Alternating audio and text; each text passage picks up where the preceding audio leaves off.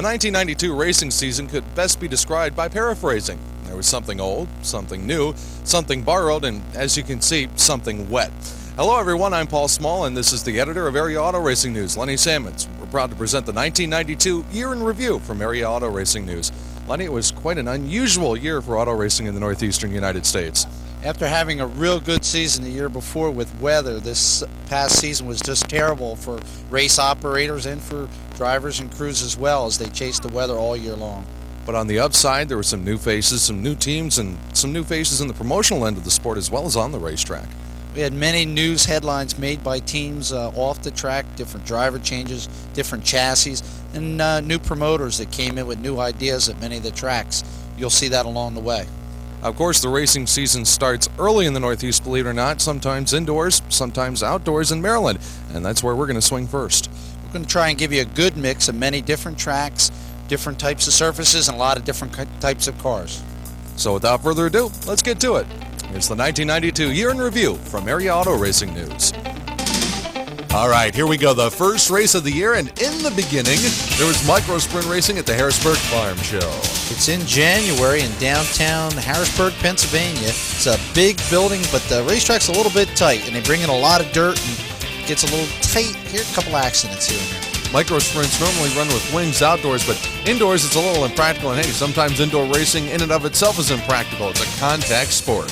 Gets a little bit dusty with the dirt and some smoke fumes, but the fans love it out in Pennsylvania.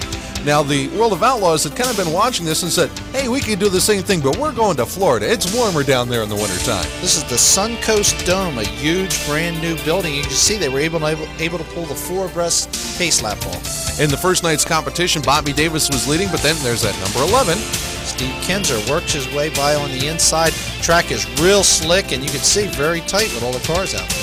Now, once Kinzer gets the lead, usually most people say, it's over.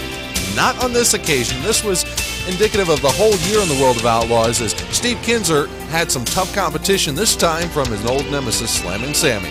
Sammy is right there looking for a place by, but as you can see, it's real tight, and even Kinzer having a hard time working his way by the lap cars. Coming up behind Mark Kinzer there, trying to find a way around the heavy traffic. At the end of this first night of competition, the finish was this close as Kinzer took the victory from Swindell and Bobby Davis. The second night would be a different story, however.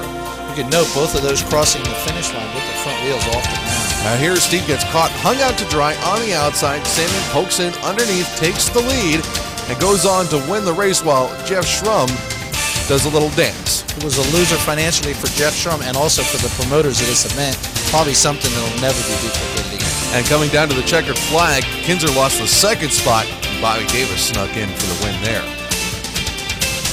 We move outdoors now. This is the East Bay Speedway in Florida. This is action from the Sprint Speed Week event. Lance DeWeese's car breaks in the B-main, and he barely qualifies. Why do we point this out? Well, when we get to the big A-main and the big dollars, it's Lance DeWeese, the Pennsylvania posse member in the Walt Dyer 461, passing Dave Callender for the lead and going on to win the event.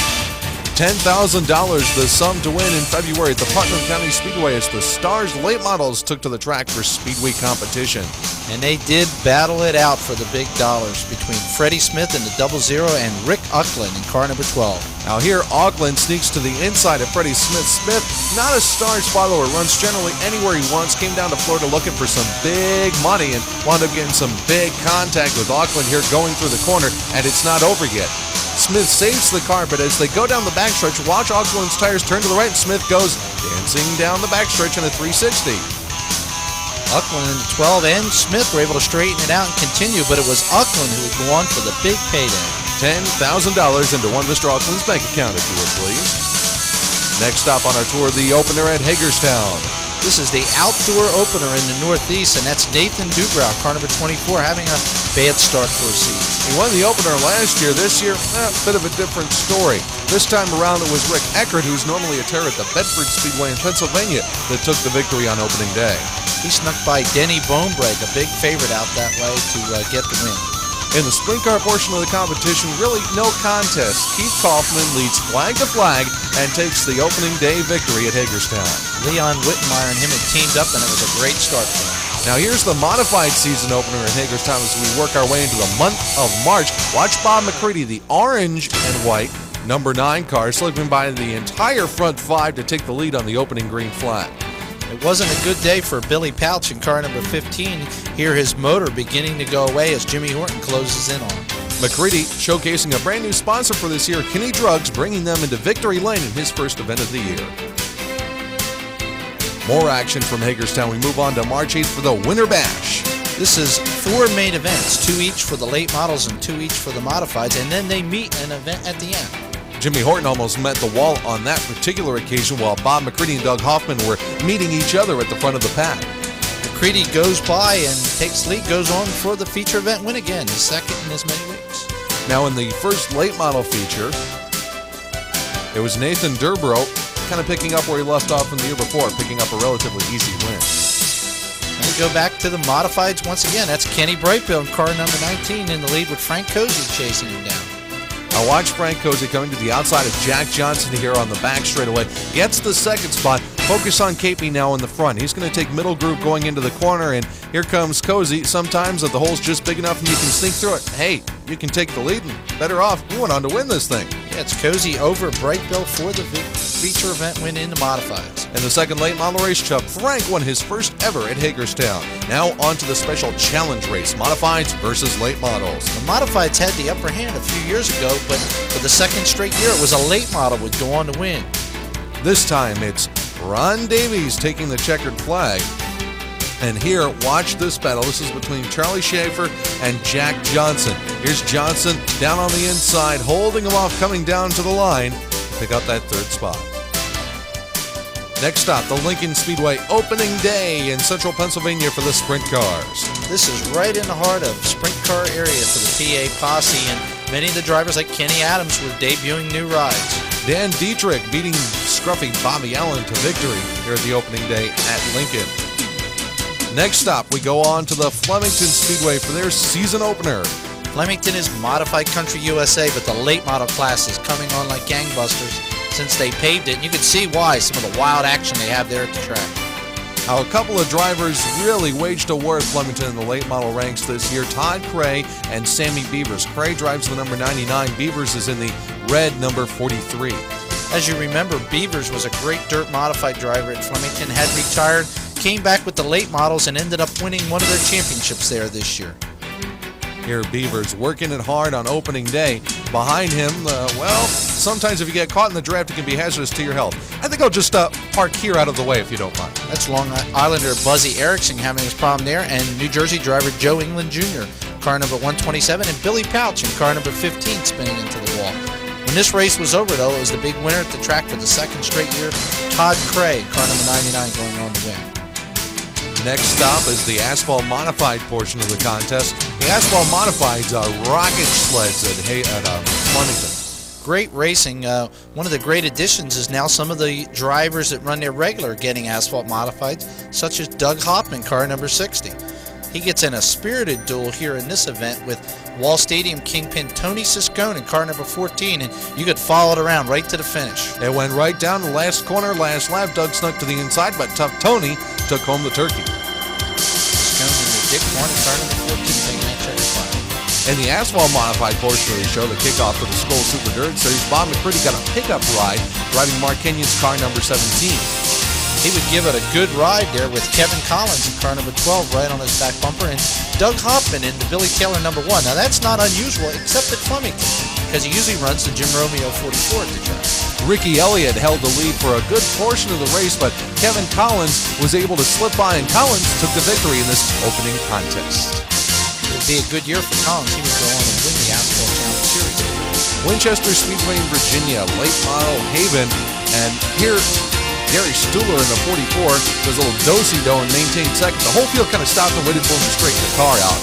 Big guns at Winchester is always Nathan Dubrow in car number 24 and Gary Stuhler in the 44. And this year, Hagerstown switched to Saturday nights against Winchester, so this was a duel not common during the season. Opening day at the Big Diamond Speedway, part of the Pennsylvania Tri-Track Small Block Modifying Circuit. Dwayne Howard in the 114 coming to the inside of Jack Fulweiler, taking the lead and eventually taking the opening day victory at Diamond. It would be the sign of the times for Howard, who would go on and win the track championship as well. Now we go on to Hagerstown once again. This is the Spring Fest. And late model competition with Larry Moore getting kind of crossed up and creating some mayhem there. These are major drivers from the Stars Late Model Tour coming into the East for this event. Gary Stuhler, one of the regulars, beating Davey Johnson, one of the Stars regulars, for the victory there. In the modified portion of the show, a surprise winner. Driver, maybe not such a surprise, it is the car. The France Brothers #2 has been around for years with many great drivers such as Gary Gollop driving it. But this would be their first ever feature event win and would come in this big Spring Fest event. Pay $10,000 to win. The driver, Roger Loreno, holding off AJ Slideways' Alan Johnson to emerge victorious. In the sprint car portion of the show, well, it's not easy for some people, even in the beginning part of the season. When the checker flag fell on this one, it was a possible surprise. It was 1992 91 Port Royal champion Mike Wagner who was the honest winner. Path Valley Speedway, known for micro sprint racing, but a few times a year the big boys come to play. It's a tight track built basically for the smaller cars, but the sprint cars put on some very spirited action, as you could see. Here, Chris Esch in the 17, looking to get by Todd Schaefer in the 11 car down on the bottom of the racetrack. Esch goes to the outside, says, "See ya!" Great year for Esch, who had famed mechanic Davy Brown Sr. helping him much of the year, and this was one of many feature event wins at several different tracks. Congratulations to Chris Esch there, picking up the victory at Path Valley. Now, the East Windsor Speedway is the next stop on our tour through the year's action, where the small block modifieds of a different strain compete with the street stocks left. Yep, they're all out on the track in the beginning of the night for warm-up period. They do split it before hot laps. They were street stocks and modified. The season belonged to one Billy Pouch, as it had for several years there. Here he holds off Craig Von Doren for the opening night victory. The Windsor cars essentially have one rule, 339 cubic inches under the hood. After that, well, up to you. Do whatever you want. Injectors are okay, big tires are okay, and big bodies are okay as well. Street stock division is the other class at East Windsor, and it is a dynamite class. $500 to win a 15-lap feature, $100 to win a 5-lap heat race, and 50-60 competitors on a weekly night. Eddie Kramer was the big gun for the third year in a row winning the championship, but he had his work cut out all year long. Many different drivers taking victories. And on opening night, Andy Moe was one of those different drivers as he emerged victorious. Now, the Bridgeport Speedway in southern New Jersey, their opening day for the modifieds. It was a Syracuse qualifier, and the big block modifieds were on hand. The big blocks have been regulars at Bridgeport since the track had opened, but this year they made them only a special occasion event, and they had the 358s regular. So this was a big race for the modifieds. As a result of that change, Bridgeport had one of its most fantastic seasons ever of operation. In this particular contest, Toby Tobias Jr. picked up the victory. Now, remember, he'll represent Bridgeport at Syracuse. That's correct. And opening night at Grandview saw a different representative on the Pennsylvania Tri-Track circuit. Billy Pouch showed up to play. Billy decided not to run the asphalt at Flemington this year and made Grandview his home on Saturday night, joining Ronnie Tobias in the 100 and Craig Von Doren in the 1C. Now here's a little competition there between Tobias and Pouch as Pouch gets punted in turn 4 but comes storming back as only Billy Pouch can do. You might notice that Von Doren's car is red. He runs that on the Tri-Track circuit of Pennsylvania compared to the green cars you see on the road. And he was the opening night winner and went on to win the championship as well. But Pouch is quick to recover in the face of adversity. He turned around and picked up his first feature event win of the year at Big Diamond after a spirited duel with veteran Kenny Brightbill. Pouch runs at East Windsor generally on Friday night, so he's run at Big Diamond very unoften. This was a Sunday afternoon event. He came in, takes to the very inside to go by Brightbill, and won his first ever race at the track. Billy Pouch, one of the toughest drivers on the Central Pennsylvania circuit, picking up another win early in the season. And he had a lot more left in him after that. We switched to the asphalt at Wall Stadium in New Jersey, down by the shore, and they run regular modifieds and mad modifieds on a regular basis, and some wild action. Here, Harry Reid, Robert Hendrickson, Tony Siscone, and John Blewett III all tangle up in the corner. A little balancing act by one of the competitors there. There's also a hectic street stock division that competes a wall every week. They put on some great racing. Sometimes passing can be tough on a tight asphalt track such as Wall, but the street stocks have no problems, and the modern stocks as well. But the modern stocks have a tendency sometimes to crash pretty hard. The modern stocks was formerly a street stock class that developed into a late modern class. Now, Grandview and the start of the CRA Wingless Sprint Car Tour through Pennsylvania. Something most people thought would never happen, but it did.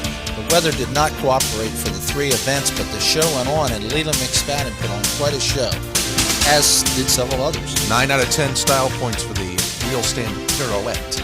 McSpadden was the big star of the CRA Tour when he came in, and you could see why here, working the inside to get on to the first win of the series at Grandview. Next stop, our push truck cam from the Path Valley Speedway. We returned to Path Valley where we saw the Super Sprints with wings earlier. It was a big event for the Little Path Valley track to bring in these outside advantage from California. Now, not too many of the central Pennsylvania natives decided to take the wings off and run. They had hard times hooking the cars up. But here's a spectacular B-main battle between Dan Dietrich's 25, Todd Schaefer's 11, and Dietrich winds up looking at things from a different viewpoint. Many of the PA drivers were running for the first time without wings, and they really struggled to get the cars to handle. The actual feature event was a battle between All-Star Circuit star Frankie Kerr out of the Midwest and Pennsylvania's own Fast Freddie Ramler. But in the end, it was Kerr who was able to dodge the traffic and the occasional incident to go on and claim the victory at Path Valley. The track had really slicked up that night, and the drivers had their hands full to keep them straight. The following night at Susquehanna, the guys got just what they wanted, a fast and tacky racetrack. The CRA drivers love a big, thick cushion on the outside of the track, and as you can see, they got it this night, and it was some great racing. Leland McSpadden, though, the Tempe Tornado, came back to post a victory in that one. The Steve and Sammy Show moves on for the World of Outlaws, this time to Lernerville, Pennsylvania. Traditionally, Lernerville Speedway opens the Eastern Tour of the Outlaws, and it's always a duel between Sammy Swindell and Steve Kinzer, and you can see it's no different. Steve, not in victory lane this time. Sammy able to bump him out. Now the Pappy Bevins Memorial at the Penn Can Speedway. This is the late model division that competes at the Penn Can, and one driver gets into the wall, but the incident's not over yet. Excuse me, mind if I crash the party? Luckily, the driver wasn't exiting the car by the time he got met by that other competitor. In the late model portion of the contest, Newt Holcomb wound up victorious. Won a lot of late model races in the Southern Tier of New York. The small block and big blocks run together at Penn Can, with the small blocks getting bigger tires and alcohol, and it makes for some great competition, as you can see here. Great 3-wide competition on a tight bullring racetrack, and on this night, it was an elder statesman, Carl Bubby Nagel, who went on to claim victory in the Pappy Bevins Memorial. Congratulations to Carl.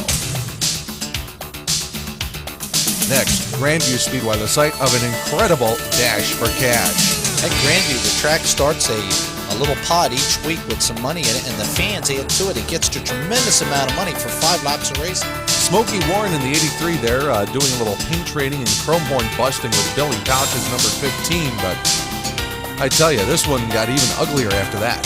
Smokey is a hard-nosed competitor that's been on that circuit for a long time, and so is Billy Pouch. He's not going to give up. He's out to win every race. White flag, he was in third behind Randy Fortuna, and winds up in the lead after saying, "Excuse me," to Mr. Warren. And Pouch goes on to take the feature event, or the cash dash, which is of the heat winners. Billy Pouch emerging victorious yet again. He took out some big dollars from Grandview. Now we move on to the Oswego Speedway, just off Lake Ontario in New York, where the Super Modifieds and the Modifieds were in competition. First, the Supers on Memorial Day weekend for the Jimmy Champagne Memorial. No matter if the Supers ran without wings at Oswego or on the road with the IMSA circuit, they had one thing in common, was Pat Abel had just a super season. Jeff West not doing so well there as he spins and gets tied up with Denny Sewell in this incident. This particular race was a 2-car battle between the 73 of Doug Diodero and Mr. Abel in the 05. Abel tried his best on this day, but he wasn't able to find a way by. Diodero, who split his time between the Oswego Supers and a Busch Grand National operation in South Carolina, emerged victorious at this Super Modified race. The second part of the big show here was the Evans Memorial, and as you can see, there are several cars that Richie drove over the years have been restored, and they use them as case cars for the event. There's the most recent car that Richie had driven, Cavalier body modified. And here on the Modified Regulars, not a NASCAR sanctioned event, but many of the tour drivers will come to Oswego for the attractive purse. That's Rick Fuller in car number 44 on the inside of the second row. They're getting ready to work his way towards the front. Mario Fiore handling the wrenches on that car number 44, sponsored by Polar Beverages this year. That's Fuller having his problems off of turn 4, spinning down at the inside. He had cut a tire, and that's pretty significant when you look at the width of the tires on these asphalt modifieds. And He really cut that one up into shredded cheese on the right rear corner of the car. Fuller had a tough season, but kept fighting back and had quite a few feature event wins. Here's Jan Leedy, another good competitor on the Modified Tour, having his problems collecting Tom Baldwin and another car. He was going for the lead on Charlie Rudolph, but somehow Leedy worked his way through the field and managed to pass Rudolph and go on and claim the victory. Real workhorse day by Jan Leedy. Now, the Cayuga County Fair Speedway, new and reconstituted with higher banks and concrete walls, playing host to the URC Sprint Cars. URC is a traveling group that goes throughout the country with limited rules to their cars, smaller wings, and put on quite a show. Some hectic competition. That's Billy Ellis in car number 27 and Dave McGuffin in 669. Two competitors that had just excellent seasons. The race, however, turned out to be a battle between the 85 of Glenn Clark and Mitch Miller. Midge, a longtime midget competitor who has moved into sprint cars, has done real well, and Glenn Clark has worked his way up through URC to become a top quality competitor.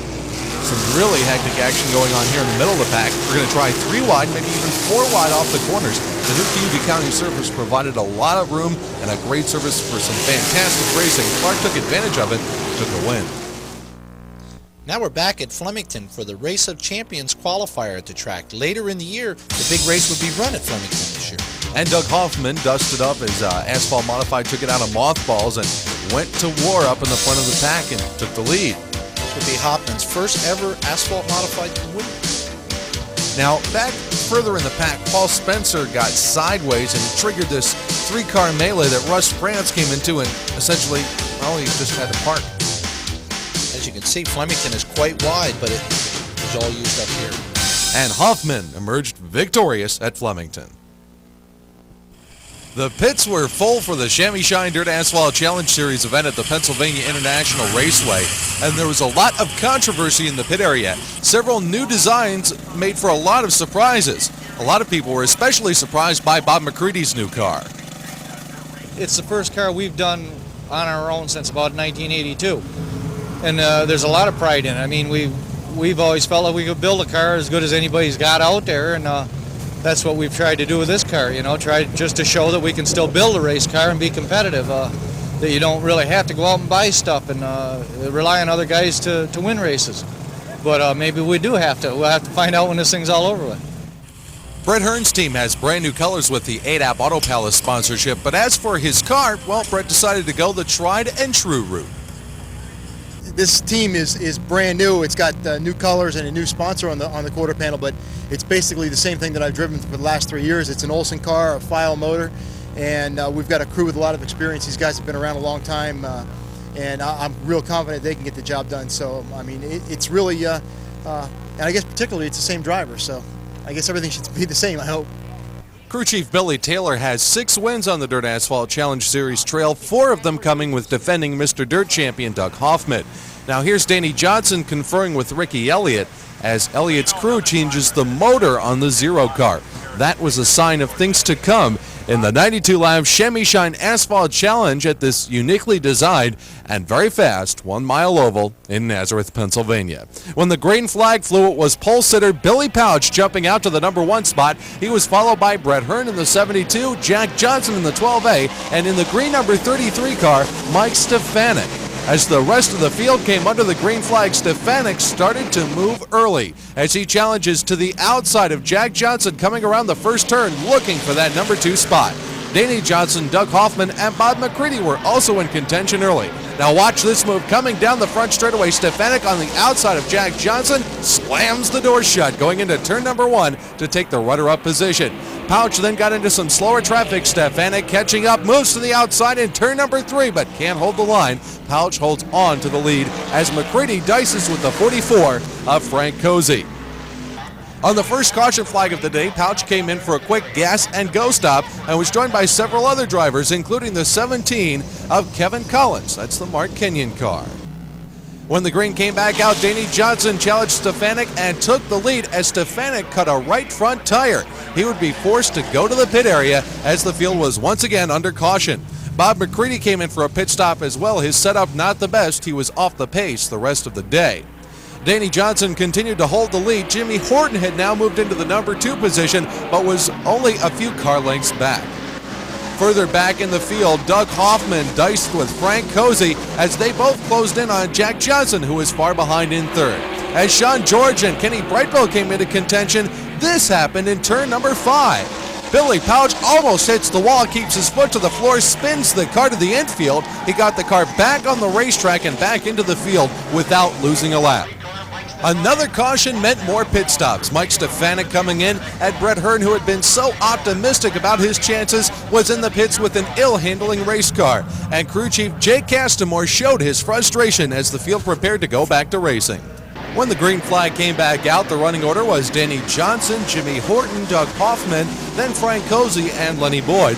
But the big question on everybody's mind was this: does Jimmy Horton have enough left to get by Dr. J? I don't think he's really giving all he's got right now, but we were saving the tires and everything like that. Like I said, trying to go without a pit stop. A rash of late race cautions for blown engines, starting with Kenny Brightbill's number 90 and continuing with Joe McCarthy's car, actually pushed the race a little bit past the scheduled distance since the Skull race has to end under the green flag. That meant that Danny Johnson may be in jeopardy, but Jimmy Horton still was not able to get by the number 6 car. I remember the time we went down in a 3 or 4, whatever you want to call it. I went down in a little bit too deep, but I locked the brakes up to get the car to turn, and hopefully I was getting the tires hot to do what I had to do. And like I said, we just needed green laps, and that's what the car was set up to do. In the end, Danny had enough gas and enough tires to take the victory. This was his second victory on the blacktop in a car that was not his own. He won a race for Billy Taylor a while back. He picked up $9,000 for the victory. Jimmy Horton was second, followed by Doug Hoffman, Frank Cozy, and Lenny Boyd, and none of the top 5 made a pit stop. He writes newspapers, he runs the Miller Motorsports Show, and he even waves flags too. Isn't that looks familiar? Is that you, Len? I think so. I remember that day because that was a little scary being up on that flag stand. A little different deal. This is the first annual Keystone State Sprint Car Classic. The micro sprints were the support division at the Delaware State Fairgrounds, with Scott Gobrecht emerging victorious in this one. Kevin Gobrecht had won all year long, but he had a problem in that homestead stretch crash that knocked him out and his brother won the race. This is a cinder surface, so when the big sprint cars came out, it was slip sliding away. It had been many years since sprint cars had been on the big Harrington half-mile track, but they came in as a preliminary event to the big Winston Cup race at Dover. And Freddie Rammer emerged victorious in this contest. The Outlaws rumble at the Williams Grove Speedway. That's Keith Kaufman, a regular at the track for many years, and Steve Kinzer in the 11. But Donnie Kreitz, one of the Pennsylvania posse, kicked some tail. He won the first 2 big events at Williams Grove where the Outlaws were down. The Bedford Speedway down in Pennsylvania, another one of the many late model tracks in southern Pennsylvania, Maryland, and Virginia. Watch this wild action here where Bedford features these late models and packs in the fans each Friday night. Watch the 82 of Andy Fries. Watch the impact on the turn 4 wall. Boom! He pushed the entire car, the entire rear end, off to the left side. That's what was left afterwards. Luckily, Andy was not seriously injured. Bob Saloth went on to win the night's festivities. Next, the East Windsor Speedway for a 50-lap small block modified rumble. This race run over the season each year is in the honor of the track owner Don Jones. It's the Don Jones 50, and the drivers give some wild moments in the track. Scott Purcell, the defending track champion, was cut out early as a result of that incident. And here, Chip Slocum, driving the aptly numbered 747, winds up beating Jimmy Chester. He would go on to win the track championship for the John Schmidlin Edison Generator team. Now, why is 747 appropriate? It's a very fast race car. As you can see, the S&S Jet chassis going on with it. Now, Hagerstown plays host to the World of Outlaws. Steve Kinzer, well, he wasn't a factor as he got tied up here on lap number 2, wound up shredding the right rear corner of the car. They couldn't fix it. Kenny Jacobs in car number 7 had been on the World of Outlaw Tour all season in '92, and here he leads his challenger, Sammy Swindell, in car number 1 in heavy traffic. Now watch Sammy up on the outside, puts his foot down, and going down the backstretch, out-drags Kenny Jacobs. Swindell, that big black number 1, chalks another one up for himself. Now we go traveling a little bit, going west to Indiana. This is the annual Hoosier 100 for the USAC Silver Crown Dirt Champ cars. They look like sprint cars, but they carry bigger fuel cells. But I tell you what, they crash just as hard. Watch Leland McSpadden come into the picture here and kind of dump his car a little bit. As you noticed earlier, that grandstand looked a little bit familiar. It's an awful lot like Syracuse. Now, Jack Hewitt in the 21 was the story of the Hoosier 100 coming from last to third, but Leland McSpadden still unstoppable without a wing, winning the annual Hoosier 100 in Indiana. Move on now to Lincoln Park for a sprint car race, and as you can see, the wings are off and the mud is flying. And there are a number of Kinzers in competition in this region of the country. As a matter of fact, Bob Kinzer, Steve's father, is a regular here at Anderson Park. This is not something that regularly happens. Nick Adams getting on his head. We'll move on to Kokomo, another one of those tracks that stays tacky all night long for the non-wing sprint cars in Indiana. Not to be confused with the Kokomo in the song by Beach Boys, mind you. We have some Kinzers here. Number 2, Sheldon Kinzer Jr., Dallas Kinzer, and of course Bob Kinzer. They all run often out in these Indiana tracks. This is a fast and flat quarter mile. The Outlaws do visit here, so the competitors get to run with wings once or twice a year, but on this non-wing night, it was the 79 of Gary Fisher making the key move to earn him the victory. Now, the Penn National Speedway and Pouchman is awesome again. Third to first in this race here at Penn National, and Pouch moves to the inside, goes on, takes the lead, and one of many victories during the season at Penn National. This particular one, I'll chalk up number 3 for Billy on this night. Now the Evergreen Speedway plays host to the ARDC Midgets, doing double duty again, dirt and pavement this year. Over the years, ARDC has been famous for their racing on the dirt, but they've become an asphalt series in the last couple of years, a lot thanks to the Evergreen races. Now here, Art Lawshe dumps his car over on its side in the second corner. He was okay. Drew Fenora in the number 45 Skull Bandit car would go on for the big feature event win. Fenora is an excellent asphalt racer and does well with both ARDC and NEMA. Now a little thunder on the hill at the Grandview Speedway as the big sprint cars come in. The Tuesday night series at the Grandview Speedway packs them in for the 3 or 4 races a year that are run. And here, Johnny Mackison, car number 65, takes the lead and leads Keith Kaufman in the Leon Whitmire number 1. Mackison picking up the big payday at that Thunder on the Hill. Now the Tony Armo Memorial for the limited late models at the Hagerstown Speedway. The late models are always the premier class at Hagerstown, except once a year. They honor Tony Armo, a former limited late model driver, by running this event, and Nathan Dubrow, the big late model winner, came back to his roots and won this race in car number 27. And the next stop on our tour, the Port Royal Speedway, Sprint Car Country. Here's a track that is all out all the time. The speeds are terrific. And Sean Stidfall gets a terrific wing job done on his cars. He tips it onto its side. On this night, Todd Schaefer, who's always a terror at Port Royal, emerged victorious yet again. There's his car number 11 taking the win. Now the Super Sportsmen were also on the card, and this is just an absolutely phenomenal incident. The Super Sportsmen are regulars at the Silver Spring Speedway on Saturday night, but they've gone on tour in recent years and make one stop or two a year at Port Royal. And they had one flip, or two in this case, at Port Royal on this stop. Bridgeport. It's Gary Heber with this hard contact off turn number 4. The Hagelbottom car had slowed coming off turn 4, and Heber had nowhere to go, took that terrible flip. Fortunately, he was okay. No injuries sustained in the incident. The race itself belonged to Dave McGough, who won many races on the URC Trail this year.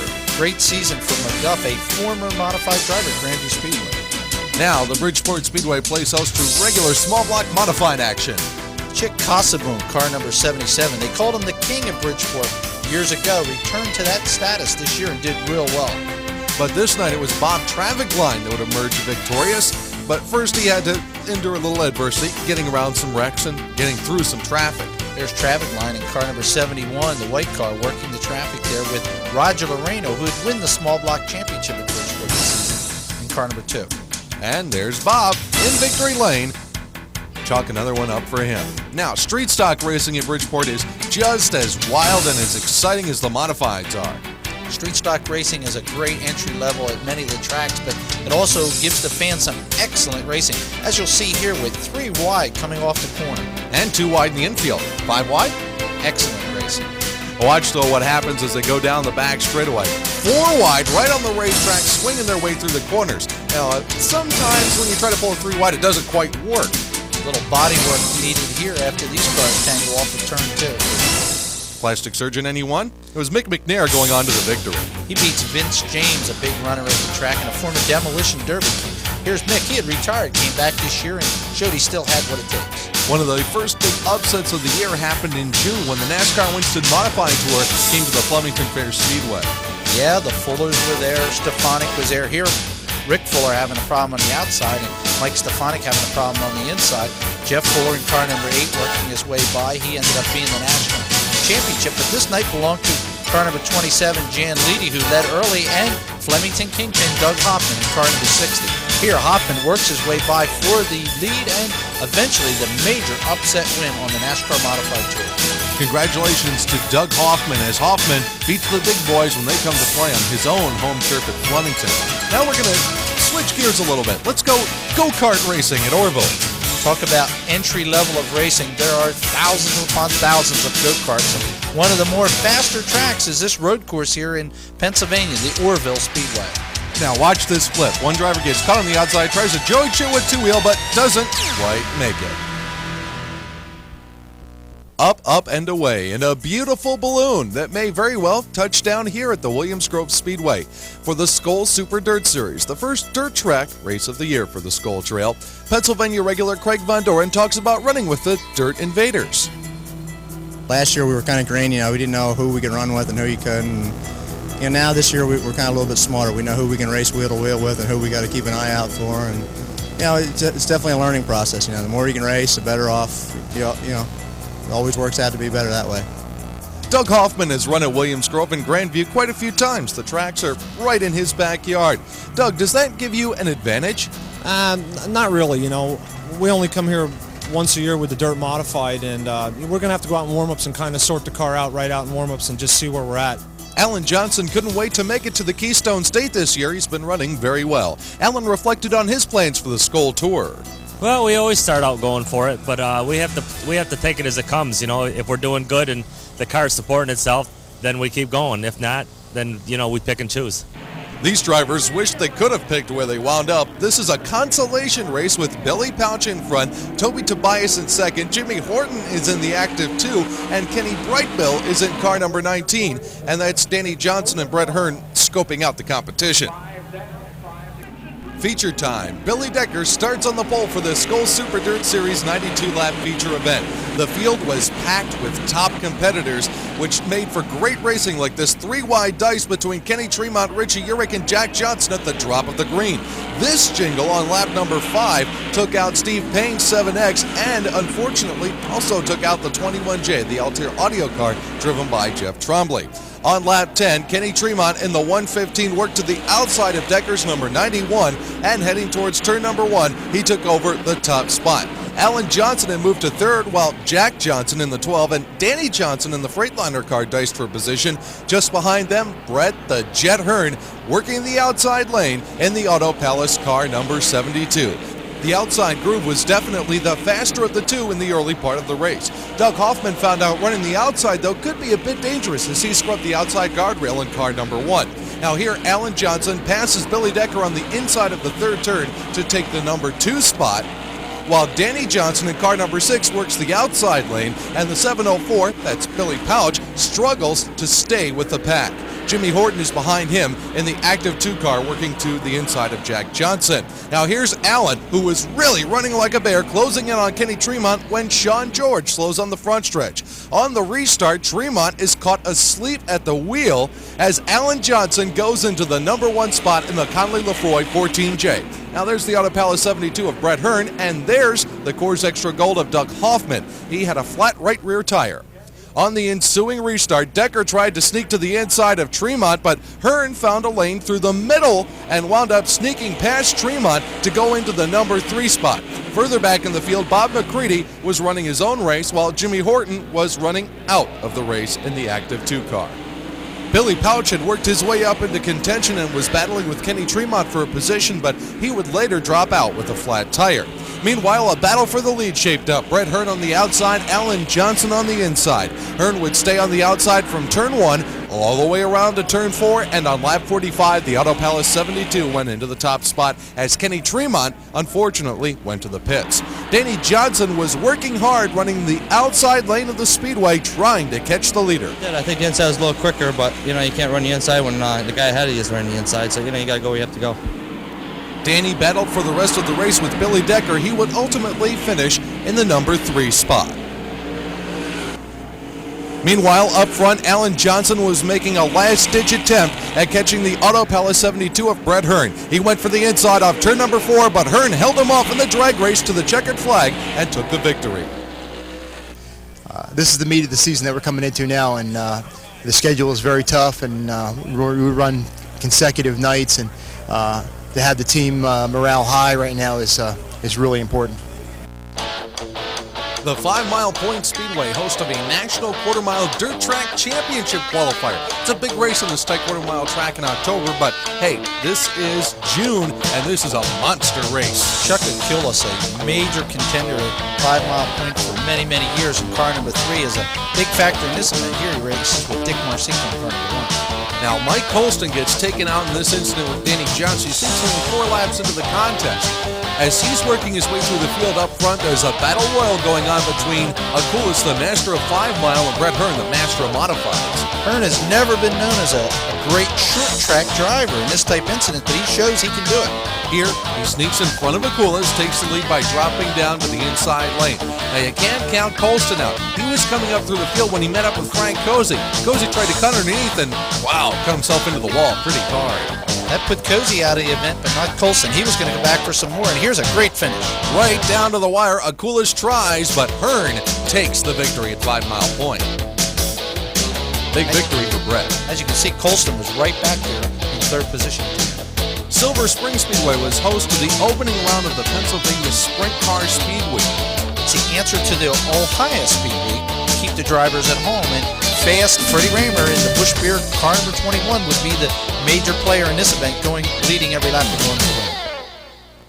The Empire Super Sprints made their annual swing to Canandaigua and Weedsport this past 4th of July weekend, with Mal Lane as the point leader, but his weekend wouldn't be the best at all.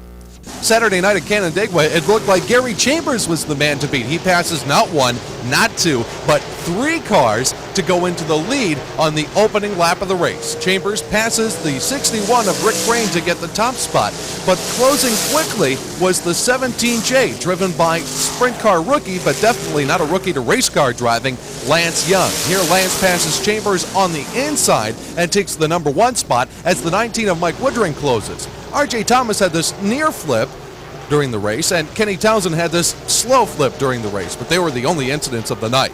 Here, Woodring hops the cushion in turns 3 and 4, and in the classic moto sprint car racing, makes the power pass on Young and goes on to collect the victory.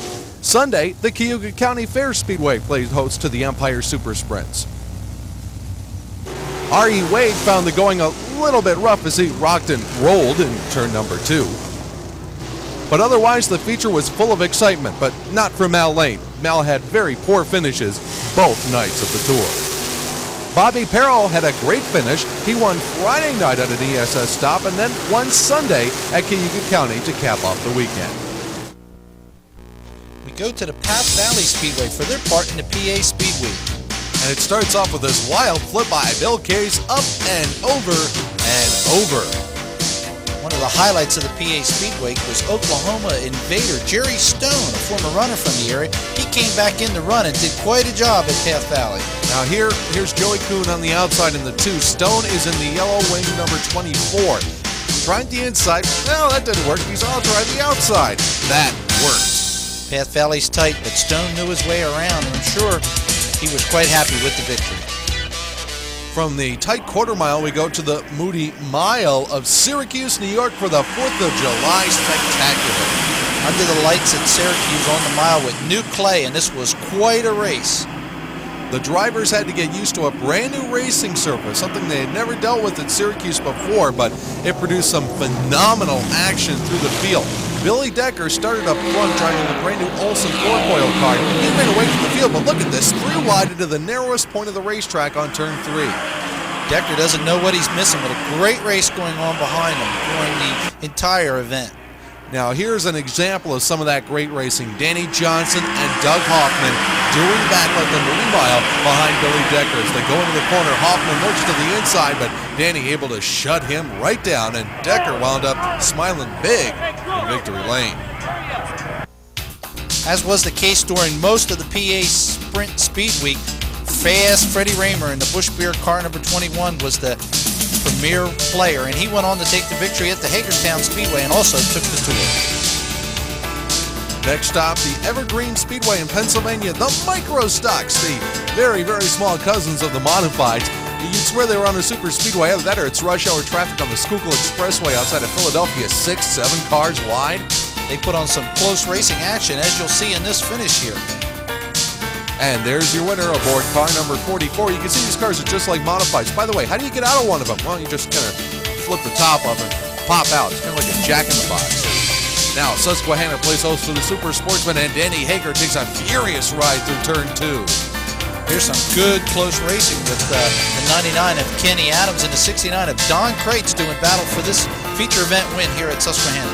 Now, Kreitz almost got passed back by Adams at this particular occasion, but Kreitz, using the inside lane, was able to hold off Adams, who almost kissed the wall.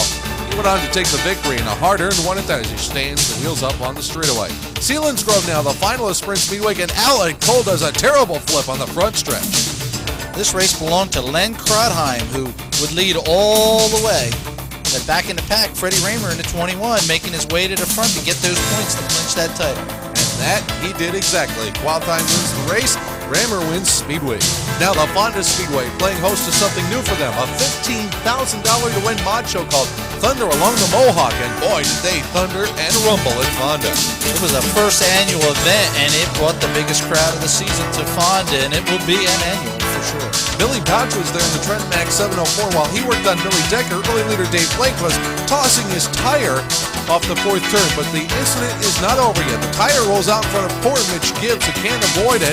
He gets tangled with another car, and Sean George all of a sudden finds himself doing a do-si-do. The race was up front. Jack Johnson, the veteran of Fonda with the most wins at the track, and the 12A and Decker, and they did do some battle here. Decker really showing strength in the middle portion of the racing season in 1992 with a brand new Olsen car, but Jack Johnson's the master at Fonda, and the master went on to collect the masterful share of the cash, over $15,000 for this payday along the Mohawk River. We move now to the Jennerstown Speedway out in western Pennsylvania for some wild and woolly street stock action. And this one, a couple of guys do a synchronized spin in the corner.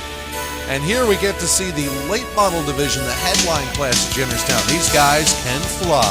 Car number 42, Charlie Cragen, not only was the big winner of both Jennerstown and Motordrome, but he would go on to win the Winston Racing Series Championship for his area. There he gets beat, but that didn't happen too much during the season. The Sen Air Speedway, a host of another Dirt Asphalt Challenge Series race, one of the best ones of the year, wall-to-wall competition with a different driver in that green 33 this time around. That's Bob Bouse's car, and we've seen Mike Stefanik and several other drivers in it, but at Sen Air it was Billy Decker. And Decker made no mistake that he wanted to win this race, taking the lead from Doug Hoffman early. Danny Johnson was having to tiptoe his way through traffic as here he works behind Mike Perotti.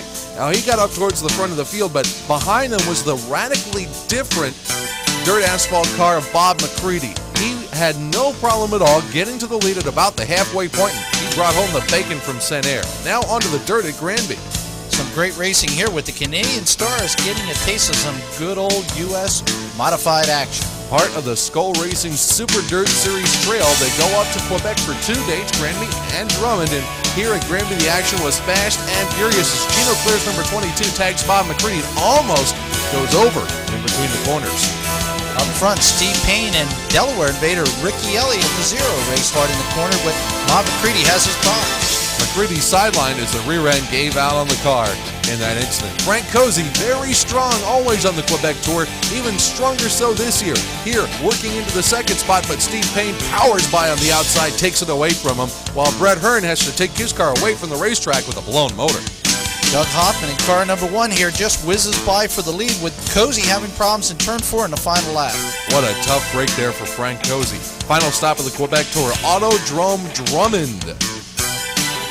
Drivers always love going up to Canada during this period of the season each year for the Skull Tour, and here's Brett Hearn, the 72, working the inside with Alan Johnson going on. Now here's some tight racing in the back of the field as Doug Hoffman and Danny Johnson and Kenny Tremont all work each other hard in traffic going towards the front of the field. Steve Payne strong again, second night in a row. Is here he disposes of Bob McCready, sets his sights on Hoffman, gets to the inside, and see you later, Doug.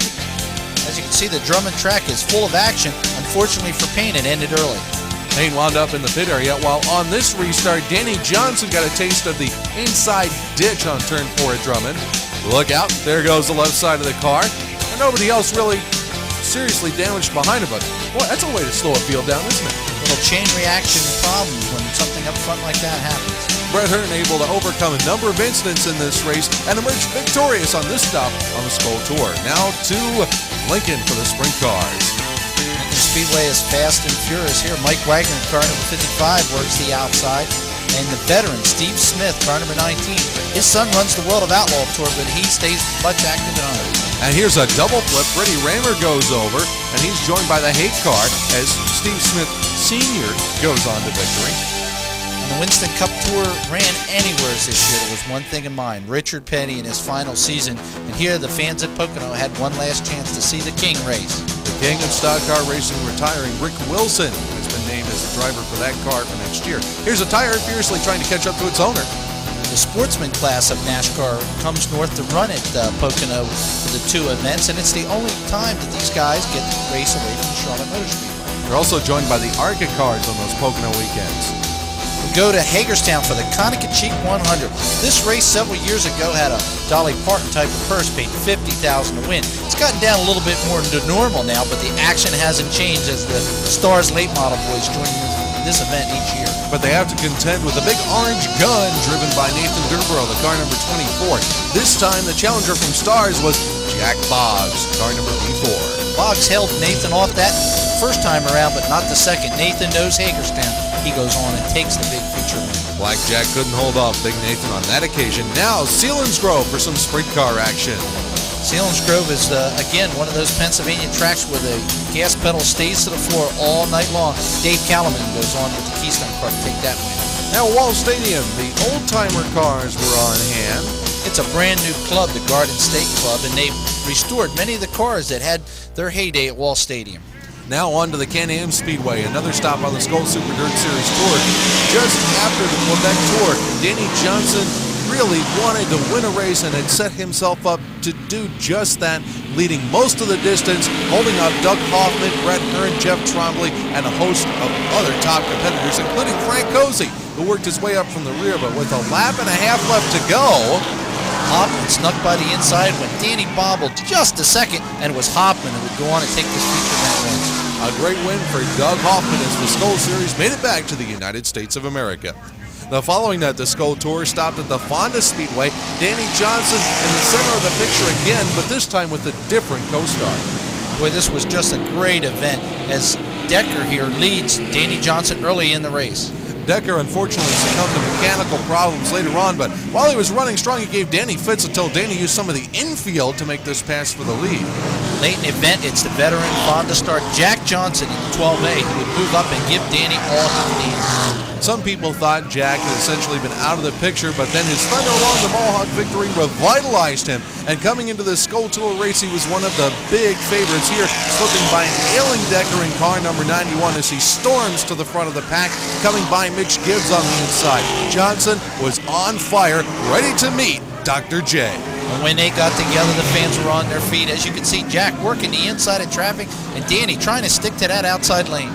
They battled like this for 20, 30 laps through the late stages of the race. This race marked by only one caution flag over a 92-lap distance. Racing fantastic. Jack getting tied up with the lap traffic on the inside. Danny running out of cushion, almost hitting the wall, and if he goes off the backstretch, he lands in the Mohawk River. As you can see, with the caution not coming out, a veteran driver like Frank Cozy being lapped, and that was a deciding factor. When Cozy changed grooves, Danny was able to slip around the outside and go on for the big win. And he definitely earned it on this occasion. Now to the Penn Can Speedway for a modified feature event where Chuck Akulis got his first win of the year. Akulis is a big winner at the track, but he had his problems there. There's a lot of young stars there doing real well, and here he did get the job done, though. Passing Danny Heinlein to claim his first victory at the Penn Can. Rolling wheels, the Skoal Super Dirt Series. Dr. J's dominance continues with a brief interruption from one Mr. Pete McNell. Pete McNell is a Canadian superstar in small block modifieds, but he proved here he can run with the big boys, making a, well, almost a pass of Danny Johnson. Not. Watch what happens going here into corner number 3.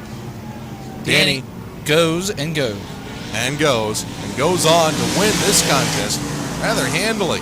Bicknell tried a couple of more times in the late stages of the race to get close, and he got within seeing distance a couple of times, and he even got the wheels underneath him once, maybe. But it was the Freightliner number 6 of Danny Johnson. Has been so many times would go on and win this race. Back in the back, some great action. Doug Hoffman, this is indicative of how his score year was, as Ricky Elliott shuts him down, and Hoffman finished out of the top 10 in this particular contest. And here's Danny Johnson going on to take that checkered flag at Rolling Wheels. Let's get back down to Pennsylvania to some more Thunder on the Hill at Grandview as Ricky Logan dumps it. The winner of that event, Keith Kaufman, $5,000. Now their little cousins, the micro sprints at the Linda Speedway. 80 cars in the pits on a regular basis. Looks like half of them are involved in this one homestretch crash. 4 cars get on their head at Linda's. Now at Evergreen, the mini sprints on pavement, Len? They're trying everything anymore, and the mini sprints have been a growing class out in central Pennsylvania on the dirt, so they thought they'd try them and see how they make out at the Evergreen Speedway. You never know what you're going to see at Evergreen. Midgets, micro stocks. We have it all for you. They even ran Formula Fords last year. Now, the Forrest Rogers Memorial at the Grandview Speedway. This is the second highest paying race at Grandview each year, and it's very prestigious, named after the former owner of the Speedway. Now, Ronnie Tobias gets into trouble early on in the race here, pulls up out of harm's way. Tom Mayberry works on Craig Von Doren as they swing their way through the corner. And there's the big move with Mayberry slipping his Bicknell chassis car to the inside and passing Von Doren for the lead. Tobias came clawing all the way back through the field, threatened Mayberry at the end, but Mayberry took the win. And that win was worth $10,000. Next stop, the Oswego Speedway. 2 landmark events. The first ever Dirt Asphalt Challenge Series event at Oswego and the first ever Wing Super Modified race under the guise of the International Super Modified Association. First, the Modified Show. Jimmy Horton started up front with the Active 2 car, and he took off like a rabbit, showcasing his experience he's learned on the asphalt in Winston Cup competition. Now, even though Horton dusted the field, is the best way to put it, there was still great racing going on behind him, featuring the likes of Kevin Collins in the 17. Now here he gets caught on the outside of a 3-wide with Bob McCready and Kenny Tremont, and is forced to kind of back out of things. McCready slips by the inside, but Collins would have a great day in the Mark Kenyon number 17.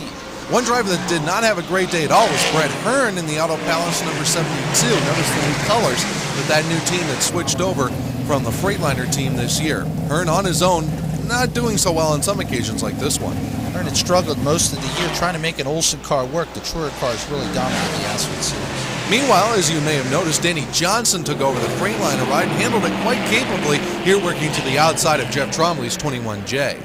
When Danny moved to the Freightliner team, he brought Troyer chassis along with him, and they really had the upper hand on the asphalt. On the dirt, it was an equal basis, but here they really excelled. Mike Stefanik was back in the green number 33. This was an R&D car for the Olsen team as they were trying to find a way to catch those Troyer pavement cars like the one driven by the number 1 of Doug Hoffman, who's in Billy Taylor's car here for this event.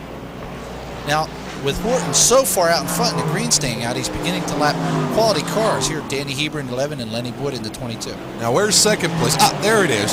Kevin Collins in second. Bob McCready had faded back to third with a bad set of tires on his race car. And by the end of the race, those 3 drivers, Horton, Collins, and McCready, were the only ones left on the lead lap, with Horton winning. Now the Wing Super Modified. This was the first time that Oswego had allowed the wings on the cars. They were afraid of speed and the safety of the drivers, but with foam barriers in the corners, they decided to give it a whirl. Look at Pat Abel, 3 wide on the outside, making a pass there. Now here's a brief background to get you up to speed on what's happening in this race. Randy Riskus is driving Bentley Warren's backup number 26. He had blown the motor in his regular car, and Bentley offered him this backup ride. Look what he does with it. After the race, Bentley might have wanted to change his mind. Here, fighting the inside, trying to get they moved the outside any which way to try and get the lead away from his own car. And there, Randy Riskus takes the lead, and here comes Bentley. This challenge lasted through the final 20 laps of this 50-lap contest. You want to talk about some serious defensive driving. Watch this exchange coming up. Riskus in the 26 moves to the outside. Warren comes to the inside. They crisscross on the front straightaway, and going into the corner, Bentley has to back out of it or else he'll get a piece of the wall. That would be a major problem for Bentley since he owns both cars. But this time, well, the Bentley would've backup started guy in won front the of me. He race. would have won that damn race. This is just street country. This is fantastic. What a win Obviously for the biggest Randy win of your Riskus. career. Obviously, you got her. Yes.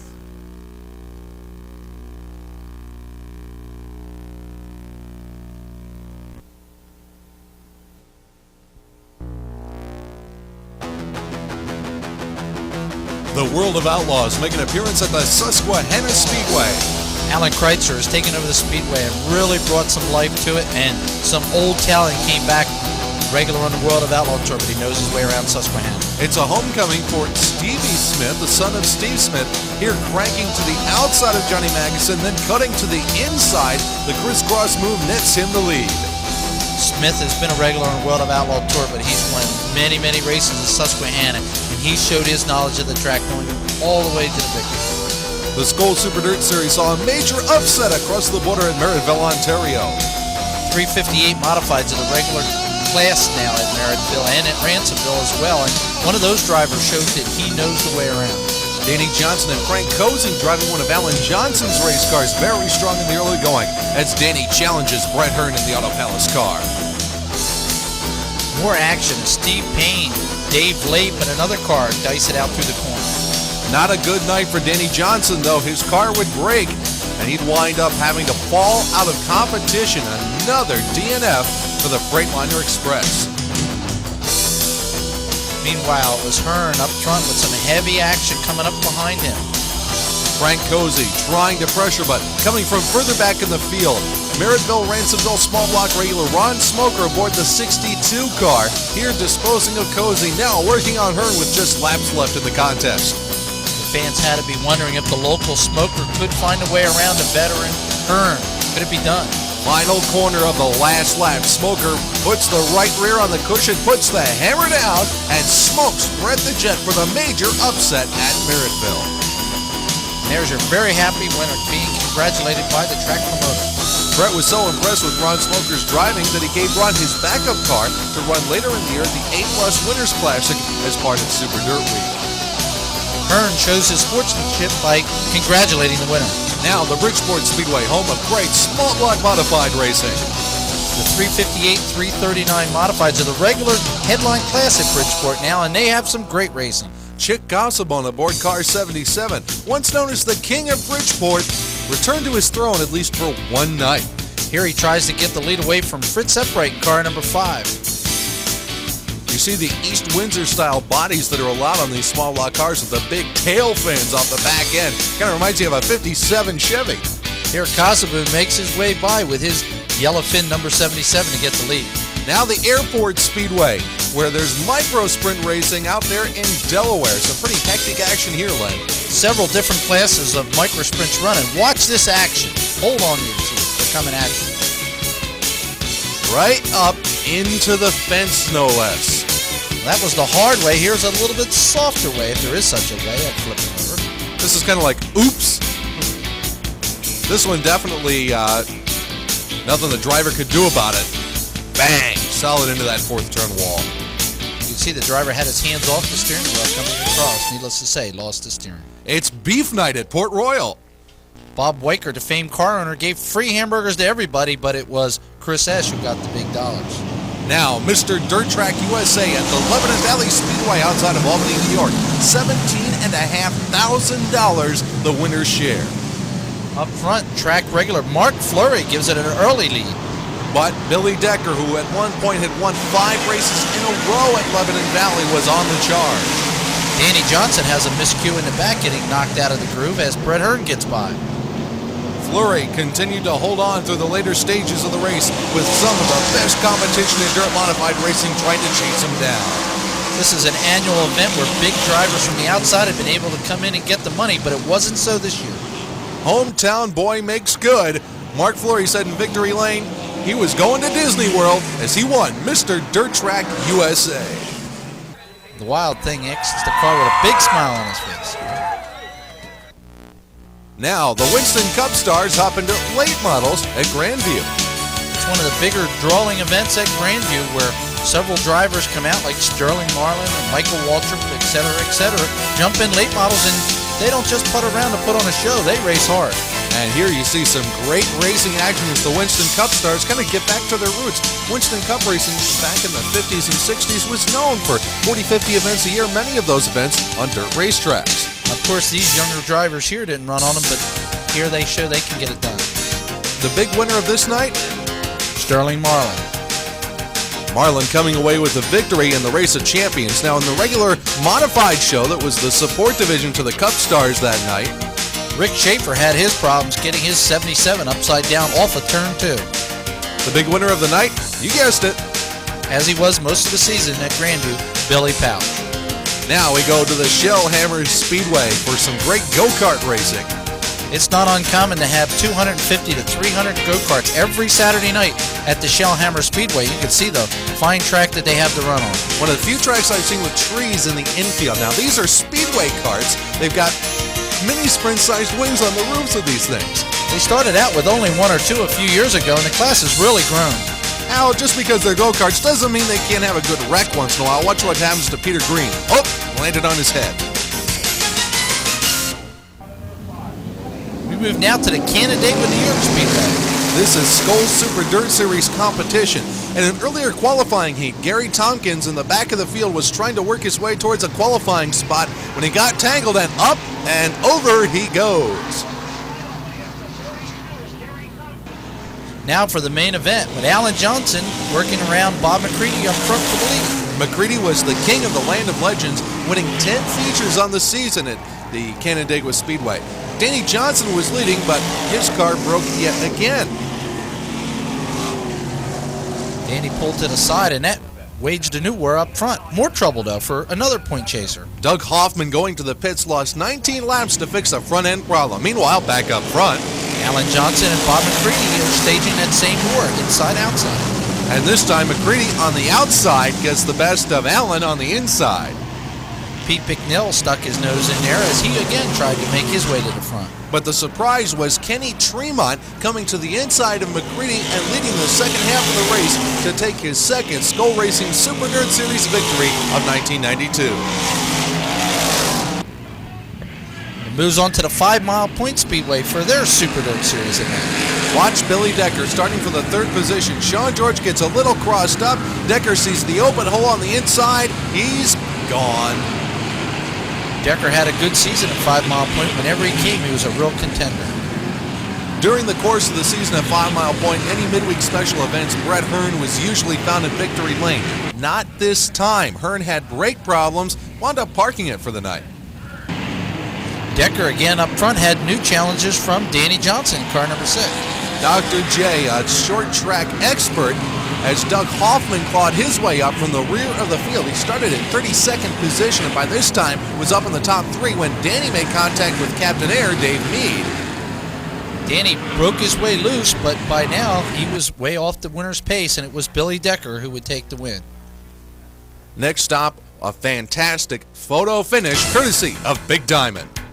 Terry Meitzler and Kenny Brightbill are the two. Now watch these final laps as they both wage a torrid war for the win. That's Brightbill in car number 19, going to the outside here in turn number 1. Now watch the move he makes going down the back straightaway. There's Meitzler's 21. Brightbill cuts low.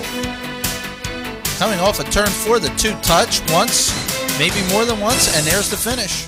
We'll show it to you again in slow motion. You make the call on this one as they cross the line. The official said it was Kenny Brightbill. There's some wild street stock action from the Big Diamond track. These cars run here and at Penn National. One of your big winners in car number 8 pulls away from the scene. That was the synchronized street stock parking team at Big Diamond. One of the downsides to racing in 1992, Len, was the death of young Clifford Allison. Clifford was killed during a practice session for a Busch Grand National race at the Michigan Speedway. It was not a good year for the Allison family in general. Davey Allison sustained more than one injury throughout the course of the 1992 racing season. Of course, Bobby Allison several years ago hurt at Pocono. Unfortunately, young Clifford injured and eventually died from his injuries in a practice wreck in Michigan. He will be missed.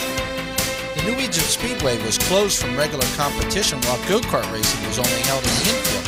Now, the Champ Karts here took to the bigger track as well as some stock car action during the year. The street stock's running on this tight little quarter-mile racetrack, putting on a great show. There's always some wild action at New Egypt when the cars get going, and as you can see, one little tango collects more than one car. Sign him up for the subcompact school. The Mad Modifieds ran a couple of events that qualified drivers for the Race of Champions at Flemington. That's Sam Russo, car number 3, leading this field. Sam Russo on a tear in New Egypt this year, really mastered the short, tight facility in New Jersey. Now back to Linda's Speedway. Ouch, wild crash. At Linda's, they took the wings off the ARDC midgets for the first time in many years for a very special event. The micro sprints on this night had their share of flipping as well. First there was this minor incident in the corner, then this not so minor flip. Linda's again is one of the most popular micro sprint tracks around, with drawing large number of cars, and the competition is real strong. Here this night the winner was Rick Coney. Next, Grandview hosts the final chapter of Thunder on the Hill, a 50-lap sprint car feature. Billy Pouch, known for his modifieds, jumped into Zemco number 1 for the last couple of events on the Thunder on the Hill circuit and did quite well. Donnie Kreitz caught up in this multiple car jingle, got on his head, but Billy Pouch kept the shiny side up and the greasy side down to win. Go to the Evergreen Speedway for some asphalt modified action on that fine half mile. And some parking going on the outside of the corners there. The Battle of the 24s. That's Barry Road winning out on this deal. He gets the lead just as the yellow comes out. Barry would hold on and claim the victory in tonight's modified show at Evergreen, but here's a little surprise for you from the Evergreen folks. You get to take the ride with the late model racer in this one, and it's not a clean ride. Now watch what happens in Street Cards in-car camera during the Street Stock feature. Ow. Hold on. That little off-road action coming here as he cuts through the infield. We come back to the Orville Speedway for one reason, a very close finish. Now watch what happens and listen. Chris Rock with the post-race flip. Now let's flip over to Big Diamond for the Coal Cracker 50.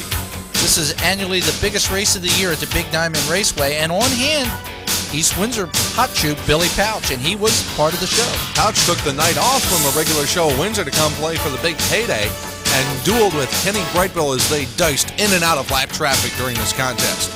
Big Diamond is a tight track, and the action is always hot and heavy, and one of the best ones there is Kenny Brightbill, Tom Mayberry. There's a list of them. Here, Mayberry gets caught up in a bit of a jingle on a restart, and here on the front straightaway, Craig Von Doren makes hard contact as one of the other competitors slides to a stop. Up front, more action as Pouch tries to get his way to the lead, but Brightbill holds tough, and Tom Mayberry is right there as well. And so is Toby Tobias driving the number 17 car. The reason we mention him, well, just watch and see what happens. I won't spoil it for you. Action tough here coming off of turn 4, and you'll see Tobias spin his 17 around. Now, Tobias apparently felt he was taken out as a result of the car being spun around.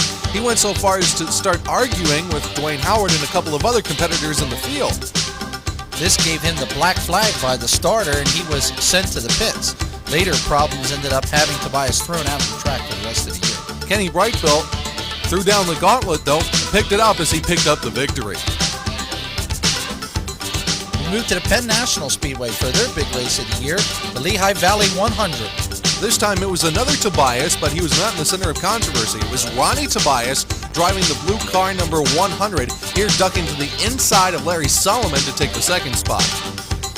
Tobias and the Carl Davis Sunoco 100 team were strong all year long, especially at Penn National, and here he takes to the outside of Dwayne Howard to take the lead in the eventual win in the race.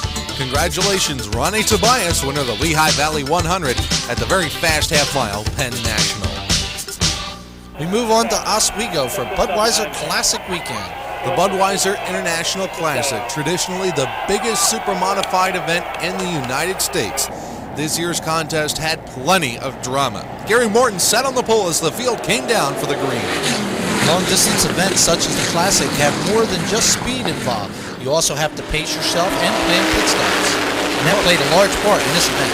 Most drivers don't plan pit stops, but one driver did. Mike Ordway, driving the black car number 1, a former track champion at the Speedway. He made an attempt in the first half of the race to lap the field so that he could come in and make a pit stop. These cars have to be push-started much like sprint cars. He wanted to have a cushion in case he lost a lap, but something went awry. You'll see Ordway starting to smoke the front tire here as it comes off the rim and eventually sends him into the wall. Watch going into corner number 1. Right into the foam barricades, and it's a good thing that foam was up. That ended Ordway's day and changed the whole picture of the event. One of the past stars from the Oswego Speedway Supermodified era, Gary Albritton, picked up a different ride, car number 35, and he was a force to be reckoned with as he chased Joe Gosick, the defending Chef Classic champion, driving the 00. These two battled back and forth as they worked their way towards the front of the pack. Gosick in the 00 here still tries to find his way around the heavy traffic. He'll get in these long-distance events. Here he comes up on the leader of the event, Pat Abald. Here's proof that one slip can cost you. Abald slips high, Gosick gets the preferred lane on the low side of turn 4, and he's off to the races, if you're part of the punt. Once Gosick's out front, he made sure he kept that spot and went on to get the prestigious and very rich win. Last year, Pat Abald ran his first ever Oswego Classic and scored a top 3 finish, but the Oswego track champion for 1992 would not have such good luck in the 92 Classic. He dropped out with motor problems, and Gary Albritton dropped out as he was threatening to win the race as well. That left Gosick alone up front, and he just cruised on to the victory. Meanwhile, 5-time Classic winner Bentley Warren had lost a lap early and never recovered. Gosick started running out of fuel, and coming off the 4th turn, the car actually stalls. You'll see it drop right off the pace here. Fortunately, he had enough gas left to hold off the Baby Ruth 9 car driven by Steve Gioia, and Gosick goes back-to-back in the Classic. Now we move to the Seacoast Speedway. This was the Georgetown Raceway in Delaware. It was closed for several years. It came back under Alan Bunny Williams and did tremendously. Here the URC sprints are in competition at Seacoast, and you're about to see a phenomenal flip sequence featuring a man who seems to have no luck at all in sprint cars when he doesn't win. That would be one Mr. Glenn Fitzgerald.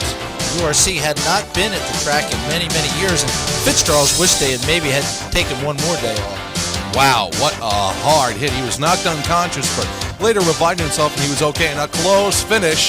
Jim Baker holds off Greg Coverdale in a real thriller in front of a big crowd. Now the modified portion of the contest, the duel between Delaware native Ricky Elliott and the 0 and Bobby Wilkins. Wilkins was the big block winner of the year in Northeast Modified Racing, and they had a bounty on his head at Seacoast this night. If no one could beat him, he got the money, and that's what happened. He ended up holding off everybody, including a very hard-charging Ricky Elliott. Bobby Wilkins, awesome at Seacoast Speedway and all across Delaware as he racks in another checkered flag. Auto racing in the northeastern United States is actually split up into 2 seasons when you look at it, Len. Yeah, we have the regular season, which unfortunately a lot of it was rained out, and then your big race season at the end of the year. This year, with all the rain, some of the teams had a little money left over. They didn't run so often, so maybe that helped them out then. A lot of big races predominated by events like the Freedom 76 at Grandview, the inaugural Tri-Track 300 over the Tri-Track circuit in Pennsylvania, and where we are right now, Super Dirt Week at the New York State Fairgrounds, and so many other big events. And like the regular season, as you can see from the clouds in the sky behind us, these events were also kind of bitten by the weather. Well, most of them, or all of them, did find some way to get in. The Tri-Track Circuit 300 fell, unfortunately, to a complete washout. The events on Friday, Saturday, and Sunday were supposed to be 100 lappers at each track, ended up all getting rained out, and it became a 100 lapper at Grandview only. Big disappointment. There was some big money on the line there. Even with the weather being less than ideal, there was still a lot of fantastic racing action, so let's get into what we call the second season of Northeastern Auto Racing. There are fireworks in the air and on the racetrack at the Bob Hilbert Motor Shirts Freedom 76 at Grandview. By far the biggest event of the year, and it always attracts a stellar crowd at Grandview Speedway. The pace lap as the drivers get ready for 76 laps of competition with a big payday at the end. Billy Pouts, of course, was a big factor in this race as expected, but he had his problems getting to the lead. Toby Tobias Jr. driving the number 1 car gave Pouch fits early on. But up front, Smokey Warren was setting the early pace. Pouch came storming through the field as one driver made contact with the fourth turn wall. Warren in car 83, we saw him dueling earlier as a veteran of the Grandview Wars, and he wasn't going to give up easily. But Pouch got the preferred lane on the inside of turn 4 and turned up the wick. Once Pouch was out front, he had to work some heavy traffic to keep out there. But once he did, there was no stopping Billy. Billy Pouch taking the big victory at the Grandview Freedom 76. Now a new racetrack opened up in the southern tier of New York State, and they held an open competition modified race just 2 months after they were open. This is the Thunder Mountain Speedway just north of Binghamton, New York, and they had a stellar field for this modified contest. Some of the small block racers from many different tracks came in, and some of the big block stars as well, and it's always great to see a new track. Here, Roger Phelps and Mike Van Duzen start on the front row of a 50-lap feature event paying $2,000 to win. Donnie Wetmore seen in the back of the field, along with Walt Mitchell and AJ Slideways' Alan Johnson. He even made the trek down. The crowd got to see a good event as many of these stars tried to find a groove around this new raceway. A track that really nobody had the advantage on. True neutral ground, if you can call it that. Here, Donnie Wetmore cuts to the inside of the yellow number 5 car. This is a battle for the lead, wheel slamming and all. Wetmore, the Outlaw Circuit champion for 1992, slips by here on the inside and finally wrestles the lead away. It would be Wetmore going on to place the victory in this event.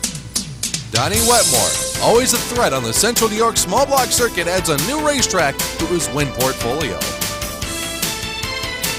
Now the Mahoning Valley Speedway in Pennsylvania, host of a hard hit. Ouch! That car hit the wall while it was still in the air.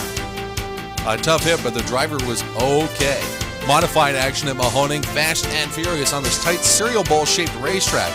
The street stocks get into it as well. Buckle your seatbelts, folks. Oh, coming into your living room. That one was too good. We've got to see that in slow motion. As you can see, the driver just had to hold on like you did. Wow. Now on to the Fulton Speedway for the biggest event on the Outlaw Circuit, the annual Victoria 200. This race has traditionally belonged to Billy Pouch up until last year when Frank Cozy knocked him out of the seat. But in all the years of the existence of the Victoria, a local driver has never won the contest. Early on, it looked like Jim the Workshoe Mahaney, driving the red number 30, might be the local man to finally break the jinx. But this race had some controversy to it, and you'll see why. Now here, Billy Pouch works on the very bottom of the racetrack with Toby Tobias chasing in the number 17 car. There's Pete Bicknell and Mahaney, all duking it out for position. Now Pouch goes back upstairs to his high lane. At Fulton, the track is extremely wide, and when you run outside, you are running a much longer distance. But as the race wore on, the cars kept moving in and moving in. And here, J.J. Michaels gets moved in on by the number 11 Turner small block. He was out of competition after that. Pouch here works the outside with Jimmy Horton sneaking through the inside. But there comes Tommy Kinsella driving down in the infield, trying to make a move. He drives right up the inside of the racetrack here in turn 2 and passes Pouch to take the lead. And that's Horton in the 11 car as well. This was a 3-car duel for the lead, with only Pouch actually staying on the racetrack. The other two are in the infield. Running right down as far low on the racetrack as you can go, Tommy Kinsella, the local boy, wins the big one at Fulton. We move on now to the Pennsylvania Motor Speedway for their annual Pittsburgher. One of the big contests on the Star Circuit for the late models, a very slick racetrack greeted the drivers for this big feature event. Davey Johnson, car number 1, jumps out to the lead, but Scott Bloomquist, one of the best late model drivers in the nation, was on hand, and he was trying to tackle this slick racetrack. He had to battle his way through Rodney Combs and Freddie Smith, among others, but only 15 laps into the race, Bloomquist was right up on the back bumper of Johnson and wasted no time in making a move that counted. There's Bloomquist with traffic ahead of Johnson, slipping to the inside and taking the lead. The lead, however, would be short-lived for Bloomquist. Just past the halfway point, a wreck up ahead. He can't slow the car down in time, and Bloomquist gets caught up in the action. You saw Davey Johnson slip by the inside of that wreck, and he went all the way to the checkered flag from there to take the big win. Full crowds are always on hand at the Lebanon Valley Speedway outside of Albany. This, the kickoff to the Dirt Motorsports Sunoco Championship Trail events, a series of 200-lap feature event races. Here in the big dirt events, it's pit stops and race strategy that often wins the event. Everybody had their eyes on Billy Decker as being the man to beat once again at the Valley, but Decker was not much of a factor in this 200-lap contest. Great action with Decker being chased by Rick York, the Orange County regular, Jimmy Horton, and many others. Now, after the mandatory pit stop, Brett Hearn was the first driver to get out of the pits. That put him in the front position, a good position to be in at Lebanon Valley. It seemed like Hearn was in the catbird seat to go all the way to victory lane, but it wasn't to be this day.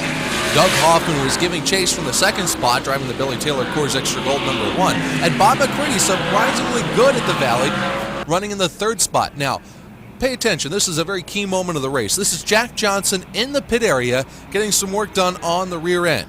And as we pan up to the track, Len, you'll notice the event is getting ready to begin as leader Hearn puts his foot in the throttle and comes off at turn 4 with the green flag waving. Johnson's car is now leaving the pits. And the flagger at the end of pit lane does not stop Johnson. He allows him to come out onto the racetrack. There's the trail. There's Johnson. There's Hearn. And there's Hearn hitting the wall. Hoffman getting a piece of him. While Hearn was able to do the 360 spin and continue, he lost the lead. He also had a number of parts break in the car. He was able to continue and had some words with Johnson on track about the incident. They later apologized to each other. With the green back out, it was now Doug Hoffman's race to win with Bob McCready chasing him. And Hoffman made good and wound up taking the victory. It was a very disappointing ending for Hearn in this race. Now the Utica Rome Speedway, host of the New Yorker 50, and this is with the Flash New Yorker 50. This event's going to be changed around drastically for next season. This was a busy day in New York. This was running the night after the Lebanon Valley race. Early on, race action, Randy Glensky in the 28. On the outside of him, Donnie Wetmore as they come up on Paul Jensen's 57. There you see Jensen and Glensky touch wheels as Pete McNeil comes to join in the party down on the inside of the first corner. Great racing on this very wide, flat half-mile racetrack. 5 cars going for the lead with Kolensky holding off McNeil early in this event. But none of the drivers that we just mentioned were the winner of the race. That honor belongs to one Dale Plank driving the number 77 automobile. They're sneaking to the inside of Glensky and setting his sights on Wetmore. He got Wetmore on the inside of corner number 4 and led the remainder of the distance to pick up a hard-earned victory. Major win for Dale Plank. This was another race that, like the Victoria, had been dominated by outsiders until 1992. The Victoria New Yorker weekend swept by locals with Dale Plank picking up the second half of that twin bill. We move on to Rolling Wheels for their 200-lapper. This event was postponed a week by the weather and wound up being run on the Sunday afternoon just before the start of Super Dirt Week in Syracuse. So a lot of teams came out to compete in this one. And then most of them stayed in the New York area and just came over to the fairgrounds on Tuesday. Early on, racing action was fantastic in the back of the field as Billy Decker made a shambles at the front of the field. Back behind him, Dave Lape and a host of other cars run in tight formation. You're wondering about Brett Hearn. He's usually very competitive. Well, there you see him further back in the field. He encountered a little bit of a problem that forced him to pit early. He had mud lodged in the right rear rim. This gives a bad vibration to the car and needing him to come into the pits. You see his pit man, Jay Castamore, taking the dirt from the right rear hub. Now, he lost a lap in the pits while that was going on. As that was happening, Bob McCready and Dave Lape were dueling behind Decker for the lead. But as in the case of these 200-lap events, everyone's going to have to pit sooner or later, and that would help Hearn. But Decker would not be helped by a pit stop or anything else as his car experienced mechanical problems and he dropped off the pace just 30 laps into the contest. Danny Johnson led the group as they all headed in for their pit stops, and this is where Hearn was able to advance to the front and help make up the lap. Bob McCready got back out onto the racetrack ahead of everybody else. He assumed the lead as Jack Johnson pushed his way through the field. He would eventually finish 4th and win after several years of trying his first ever Rolling Wheels track championship. Danny Johnson, in a fight for both the Mr. Dirt title and the Sunoco Series title, runs 3rd here with Hearn right up in front, now in 2nd in the lead lap. Doug Hoffman had lost several laps earlier. You see his car just ahead of Hearn at that point. McCready dominated this race, went home the victor. It set him up good going into Super Dirt Week at Syracuse. A great win for Barefoot Bob McCready, who had a major comeback this year with the Kinney Drug sponsorship. on the number 9 car. Down to 5 Mile Point where Brett Hearn could pocket $10,000 plus if he won the National Quarter Mile Dirt Track Championship. He needed a win in this race to get that big dollar. If he wouldn't win, he'd still get $5,000. He had won 2 out of the 3 designated races in what was called the Triple Crown Series at the 5 Mile Point Speedway. It looked like Hearn was going to do it early. Here he duels with Billy Decker for the lead. You notice some of the drivers putting the East Windsor-style bodies on their cars, making some crude adjustments in some cases. Hearn with Decker in tow, and you'll notice Decker's car having the alterations to the rear. Decker goes to the outside. Hearn winds up getting pinned behind a lap car. That was all Billy Decker needed. He added the faster race car, improved it after this pass. And there's Decker going into the corner at the helm with no one seen behind him. Billy Decker picking up the big $10,000 payday as he wins at 5 Mile Point. And there you see C.D. Coville experiencing a flat right rear tire aboard his new modified ride. While Decker did win the race, remember Hearn still got the $5,000 bonus. Open competition racing at Evergreen. They used to have several open comp shows, but this was the only one for the year. Rain had postponed all the other events, so the drivers from out of state that like to come into this event, such as Tony Siscone, were itching to get back on track. First, there was this early race jingle. Then, the leader spins on the restart. Now, watch carefully here. The whole track is blocked up, but Tony Siscone cuts to the infield and winds up getting the lead out of it. But it wasn't to be at the finish, though. Here, the last lap, he tries to get leader Barry Road, and he spins out. And Barry is able to go on and take the victory against the big guns at Evergreen. Now, Super Dirt Week at Syracuse. The beginning of Super Dirt Week was absolutely phenomenal. A new track record set in the modified division. The 30-second barrier broken in qualifications. Fantastic weather right up to and including Saturday, where one of the events on the schedule was the Wheels Discount Auto Store's 358 Modified Championship. Kenny Tremont, after qualifying quickest, got the pole position, and he brought the field down for the start. A surprise on the outside of the front row was Jim Chenette, who only runs 2 or 3 races a year. He was fortunate enough to get a qualifying spot in one of the races. He ran a time trial extremely well as Billy Pouch played some bumper tag in mid-pack. Brett Hearn in the Miller Genuine Draft number 1 tries to work his way to the front, but it's Tremont leading him down the back straightaway. And Dick Larkin, driving the black number 99 car, comes to the inside of Chenette. Larkin, known as a big block driver, had a very strong showing in this small block contest. Billy Pouch and Danny Johnson run hard trying to make their way to the front. You'll see Pouch with new colors for this weekend, blue number 15. And they were swapping the big block and small block motors in and out of that race car all week long. Doug Hoffman got his spot the night before Rolling Wheels started 48th in the field, clawed his way up into the top 10. Here he moves by Tobias in car number 17. Now, a rather interesting moment here in the race. The only real threat that Kenny Tremont had to his lead when Tom Hager slowed right in front of him and forced him to take evasive action. Tremont to the outside, Hearn to the inside, and Larkin slips by to get second spot. But Tremont holds the lead. Nice crisscross move, then tried to cut to the inside. Almost got Tremont going in the corner. Almost made a 2-bagger out of it. But Tremont was able to keep it clean and take the lead. Hearn got back to second. And they stayed that way the remainder of the race with Tremont going on to collect the victory.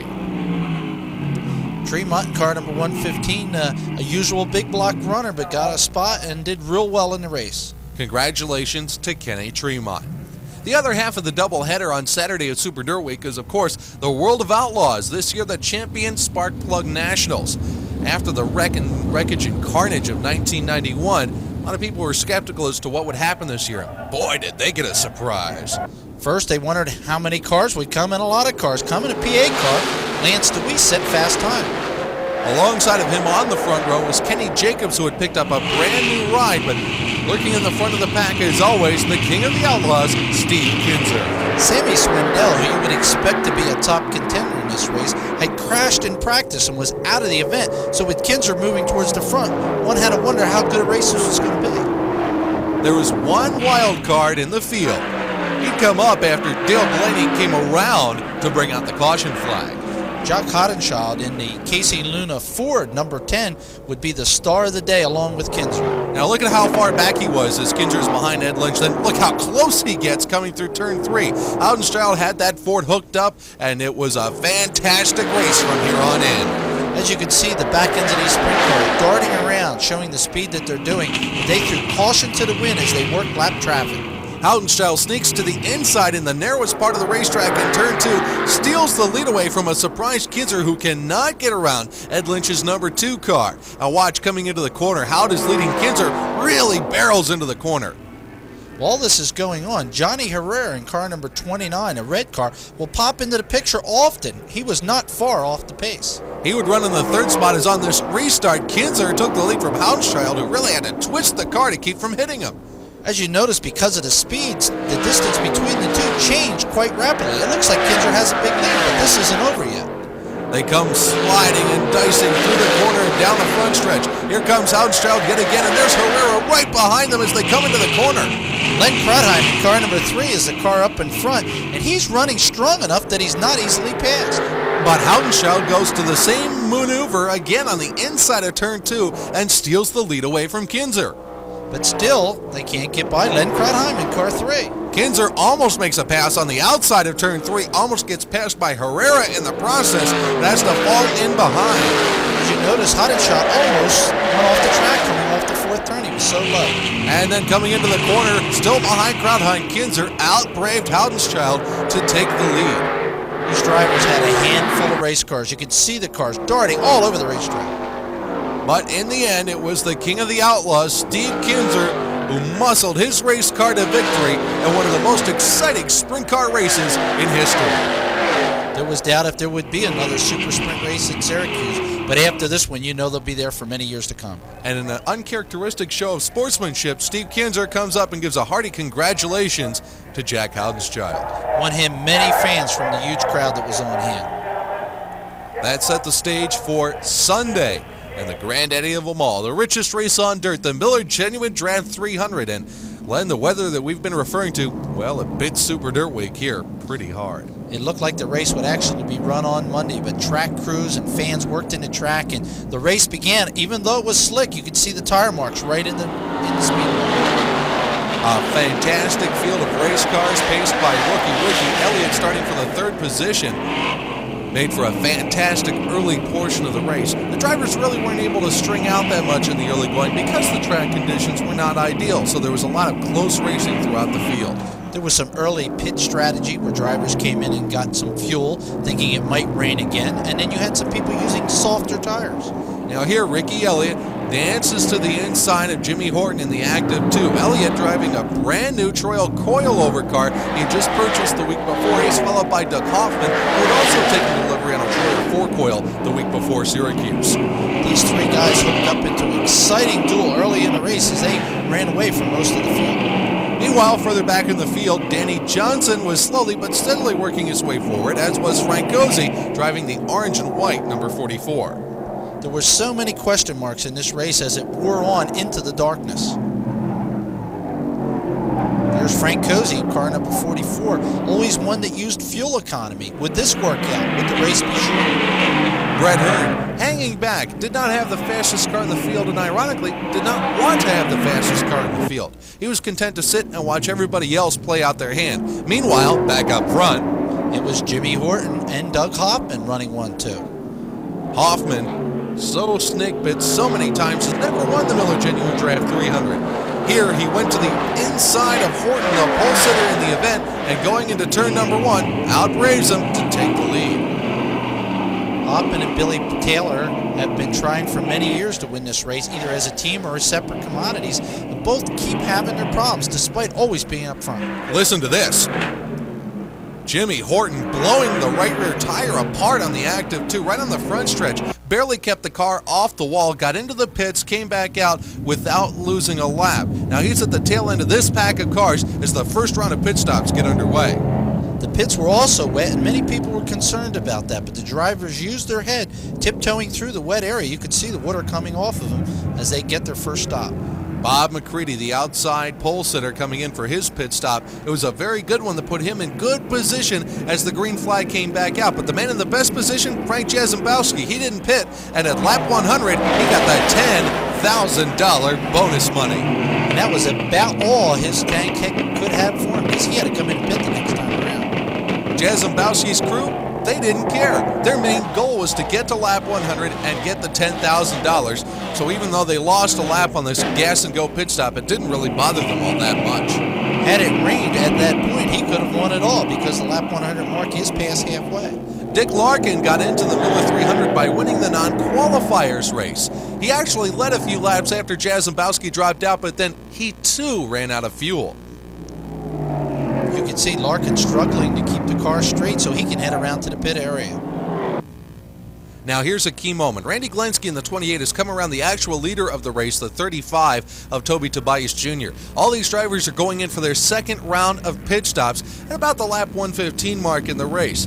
But the key element here, the rain that everybody had anticipated finally arrived. And the guy in the lead when the rain came was Toby Tobias Jr. Now dirt officials debated back and forth whether the track would be race ready if they wanted to go back to green. It was decided that the track was ready, so they made one final attempt to keep going under the green flag as the rain intensified. It was very slick on the backstretch. You could see how the cars are darting around, and the unfortunate one out of this group was Ricky Elliott, who would, in this chain reaction, little bit of a tangle will end up in the wall. Here you see Elliott get it punted out into the outside wall. The caution came out for this accident, and the rain continued to fall heavier and heavier. As a result, the dirt officials called the race complete at lap 135. And the winner was Toby Tobias Jr. in the Council Herald number 35. The first second-generation winner in the history of the Miller 300 as Toby Tobias Jr. wins. His father, Toby Tobias Sr., won the event back in 1975, and Toby was a happy winner. Oh, we're very happy. I was wondering at the end there if it was tears of joy or it was the rain coming down. I hate to see it end that way, but, it's a win that we really, really wanted, and I was hoping they weren't going to start the race because it would have been a little unsafe, but, it's really great for the team, the Harold team, and, Hoosiers put on good tires, and, everything worked out good. Leader Hoffman comes in under the last yellow. You decide to stay out. How did the strategy come to be? Well, it wasn't really my strategy. It was my crew chief, Clint Harrell. I told him he's very wrong when he did that move, but it ended up he was the right one. The first ever second-generation winner at Syracuse. You got to be dedicating this one to Dad. Oh, we sure are. We're dedicating to everybody in our family. There's a lot of hard luck in our family with all my family members, but it's definitely from my father, Toby. It's a popular win. Get out here and greet these fans. A very big win for not only for Toby Tobias Jr., but his whole family. He's had his brothers injured. He's had his father killed in a race car. Family has had so much pain in the sport of auto racing. Keep coming back fighting, and finally, maybe the luck went their way for a change. Now here's a little interesting aside. If James Bond drove a race car, what would he do? He'd probably do what the street stock driver did at Waterford. Oh, I appear to be in trouble. I'm just going to throw up a big smoke screen and disappear. We go to Bridgeport for their annual October Sprint Car Open Competition event where the PA Posse boys take on any of the comers. Donnie Kreitz passing Steve E. Smith, powering his way to victory at Bridgeport. Next, Winchester for the big Winchester 200 for late models. The Stars boys were in town again to take on the locals, and it was Rodney Combs from West Virginia, car number 5, that would dominate most of the event. Combs would be pushing his way through the pack, looking for one man up in the lead, and that man, a bit of a surprise one, Rick Eckert. Eckert is so good in the Pennsylvania tracks, and he showed it here. Eckert competing out of state, driving the red Zero car, held off Rodney Combs, who threw up just a few laps from the finish. Eckert went on to claim victory in the biggest race of the year at Winchester. Now Orange County, the granddaddy of all the big events at the end of the dirt circuit, the oldest of them all, the Eastern States 200. 5 drivers were in line for the Mr. Dirt title. One of them, Jack Johnson, had his chances ruined. He didn't even make the start of the race. Brett Hearn in the ADAP number 72 brought the field down for the green flag.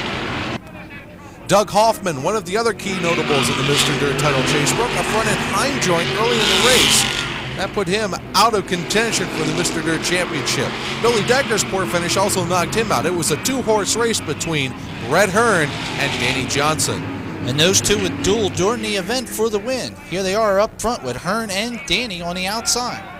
They both made early pit stops. Now, this was kind of a revenge factor for Danny because Brett won both the big block and the small block track championships despite changing over to his own team. Danny wanted to send a message out as they went into the final Mr. Dirt title event at the Flemington Fair Speedway. Late in the Eastern States 200, Danny, as the leader, came across some heavy traffic. He was able to get by it cleanly and opened up a large lead, while Hearn struggled to pass those same cars. Hearn said later on he just had the best race car he could, but he couldn't catch Dr. J, Danny Johnson, who also won the small block race as a support show to the Eastern States 200, so he had a double payday out of this deal. After the checker flag had fell, Danny's car ran out of gas and needed to be pushed to victory lane. He had cut his pit stop as close as he could possibly do it. It was a gamble, but the gamble paid off. Now let's go to Maryland, the Cumberland County Speedway for the Queen City 50 for the late models. Cumberland is a beautiful racetrack in the mountains of Maryland, and they run on a weekly basis. But for this event, an outsider, Chub Frank, in car number 1, came in, and he took the top honors. Chub Frank dueled with a number of top competitors like Lynn Geisler and Gary Stuhler, and in the end, Frank was victorious. That's him working the outside of Geisler for the lead. Chub Frank, another up-and-comer in the late model ranks across Pennsylvania and Maryland. Now let's go Oktoberfesting at Hagerstown. This was run the same day as the Eastern States 200, so you had cars split up. In the modified race, Kenny Brightbill and Craig Von Doren dueled back and forth for the lead furiously, but somebody was coming up from the rear. Billy Pouch wasn't at the event when it was originally scheduled in Hagerstown. He had to start scratching this event, and his car number 15 is working its way to the front. Billy Pouch, a master of almost any racetrack he'll turn a wheel on here, passing Ronjo Loreno's black number 2 cars. He continues a march towards the front of the pack. Up front is the winner of this event the year before, Craig Von Doren in the Bob Pouch number 1. But Pouch got to the inside going into the corner, and that's all the cushion he needed. It was worth $10,000 for Billy Pouch. In the sprint car portion of the contest, Jesse Wentz got on his head. And Don Kreitz cruised to the $10,000 victory. Meanwhile, in the late model portion of the contest, it really was no contest as a lot of outsiders came in. One of them, Davey Johnson, the big winner. Johnson added the Hagerstown win to go along with his Pittsburgher that he had earlier in the year. Now, the final Dirt Asphalt Challenge race for not only 1992, but for the series. It's been discontinued. This was an unusual event in that the number 44 car owned by John Romeo and his wife had dominated with Doug Hoffman all year long at Flemington. Their main competitor, though, was Kevin Collins. With Hoffman in the Billy Taylor number 1 for this event, they put Kevin Collins in the 44. Those two drivers are the only 2 drivers who earned feature event victories in the modified division of Flemington during the regular season. And although Hoffman would try and try, he wouldn't win. Collins did the trick. In Delaware, the preliminary to their big Delaware State Championship modified event is a small block show on Saturday, and Mr. Small Block, Billy Pouch, would take top honors. But in the big block contest, it proved to be Brett Hearn who would be the Delaware State champion. Now, the Race of Champions, the granddaddy of all for pavement modified racing. This race began on the 1 mile dirt in Langhorne, Pennsylvania. That track was later paved. Then the race moved to Trenton. It ran on the asphalt in Trenton for several years. Moved to the Pocono, PA racetrack, where it ran on a 2.5 mile track, then to a 3/4 mile track at Pocono, and now to the 5/8 mile at Flemington. Doug Hoffman sat on the pole, and he was the heavy favorite as well as the sentimental favorite of the Flemington fans. But there were some great racers behind him all day long. A big field started this race. Unfortunately for Doug, motor problems would sideline his 60 over, and he'd have to call it a day. Hoffman had run up front before his problems, and this opened the race up to just about anybody. Including one Lenny Boyd, who had picked up a borrowed ride to participate in the Race of Champions. When the Race of Champions was originally scheduled, this race too was rained out. First we have action here with Mike Ionisco and Ken Woolley spinning out on the home straightaway. When this race was originally scheduled to be run, Lenny Boyd was going to run Doug Hoffman's car because Hoffman had to be at the Rolling Wheels race. But when it was rained out, Boyd was left without a ride on this date, so he took over the car owned by Harry Reid, car number 55. And boy, did he give it a ride. He gave it a ride all the way to victory lane in the 250-lap contest, and the biggest upset win of the year on pavement Lenny Boyd, no stranger to pavement, but he hasn't driven pavement modifieds in years. Yes, he came from TQs to asphalt modifieds to the dirt circuit when they went with their cars, and now he's a Race of Champions winner. The final outdoor race of the season in the Northeast is traditionally the Turkey Derby, held at the end of November at the Wall Stadium in New Jersey, and their divisions all on hand, including the modern stock class. Just like a turkey feast, you have a little bit of everything at the Turkey Derby. These are the modern stocks, and this was a real close race with Jeff Carpenter just winning over Mike Castallions. A very close finish. And a great win for Jeff Carpenter in the modern stock division at Wall. He was pretty happy. Carpenter won many over the season, but he was a little bit proud of this one more than the rest. Then there was the modified affordable division that's referred to in slang terminology as the MAD division. And sometimes they live up to that name. There's some wild action in these cars that are actually the same as the Big Brother modifieds, but only a lot of restriction. During the year, car number 12, Brian Sisko, was not a big winner, but he was a consistent runner, and he won the points at not only Wall, but at Flemington with these cars. Now, the reason they're called the MAD division, well, just watch this little exchange. It's rush hour traffic on the freeway. Move over, make way, make way. Sisko, car number 12, was one of the drivers involved in this accident. You can see his car stuck in the center. When it got down to the final laps, it was the number 36 of Danny McLaughlin that was the one up front, and he would go on to take the feature event win. It was an unusual day because the temperatures were actually warm, and for once, Len, it was the Northeast and the sun was shining. Dan was smiling. Yes, he was. He follows in his father's footsteps. He's a great racer at Wall Stadium. Now on to the big show, the 150-lap Turkey Derby for the Mod Squad. Eddie Bone had just come off winning a very close point race over Jerry Cramner, and he got the start on the pole in the Turkey Derby. He picked that lucky number out of the hat. In the early laps, he had to really fight for the lead with Kenny Woolley in car number 40. You see Woolley actually getting the lead, but the yellow comes out for a big crash in turn number 4. A major turning point in this event. And a major parking lot over in the fourth corner, too. You can see many cars over there, including Invader Rick Fuller, car 44.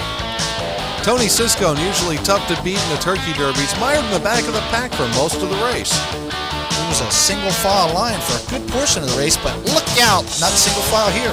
Tony Ferrani getting up and over and flaming up the engine compartment in his race car. The flames fortunately died down. He was able to get out of the car, and he was not hurt at all. Ferrani's car hit the fence and took the carburetor off the car. This set up a great final lap stool between Eddie Bone and Siscone.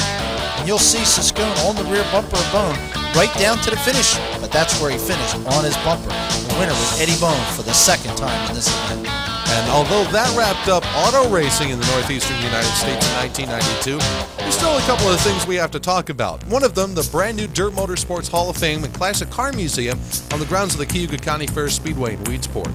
Although it opened in April to the public, it's been open all year long, and there was some very special people and special cars that placed history into this great museum. In addition to the classic cars and the race cars, the actual Hall of Fame was open with 13 drivers inducted as the initial charter members. Inductions will continue throughout the next several years as the Hall of Fame is added to.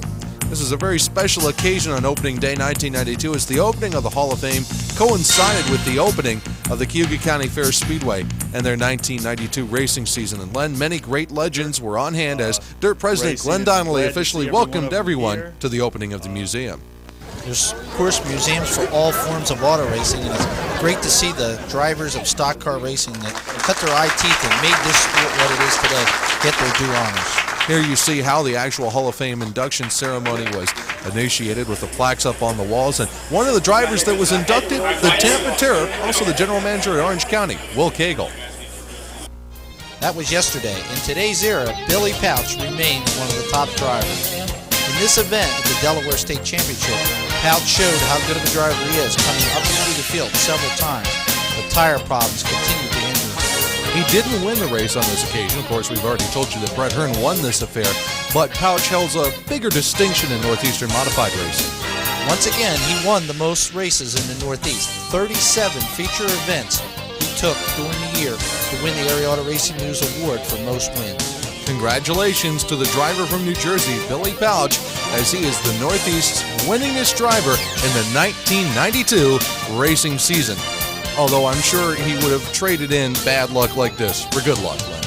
Yes, as you could see him slowing off the pace for the second time in this Delaware State Championship event while Brett Hearn took the win. Well, Lenny, after a long and strenuous workout for us anyway, we've come to the end of the 1992 year in review from Area Auto Racing News. And just offhand, what are your predictions for 1993?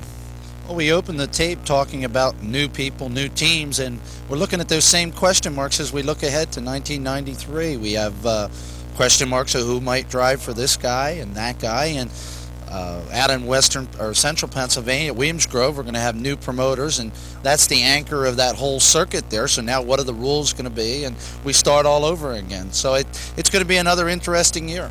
As always, when you try to come up with answers, sometimes you wind up with more questions.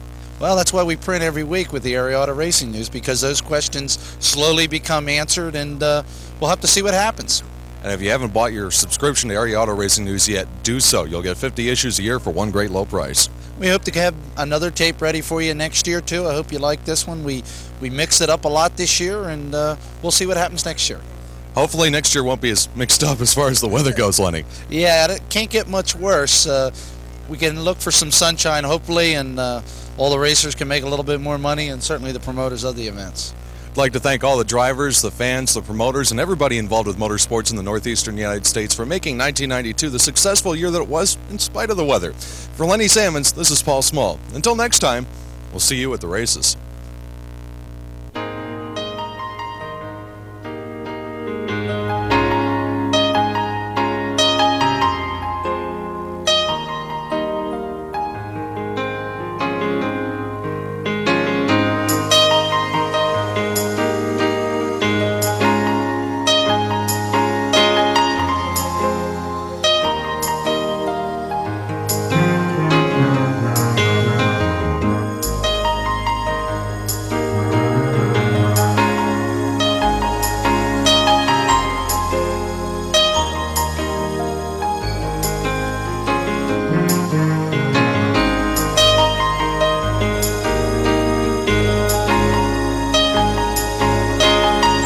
Video footage for the 1992 year in review from Area Auto Racing News provided by Dirt Motorsports, Mary Boyd, Smoles, Delabar, Mel Thomas, Hutch Pone, Dick Ivins, East Coast Television, Bill Bush, Sam Simpkins, Dale Snyder, Sports Plus, Pods Video, and the Filament Brothers.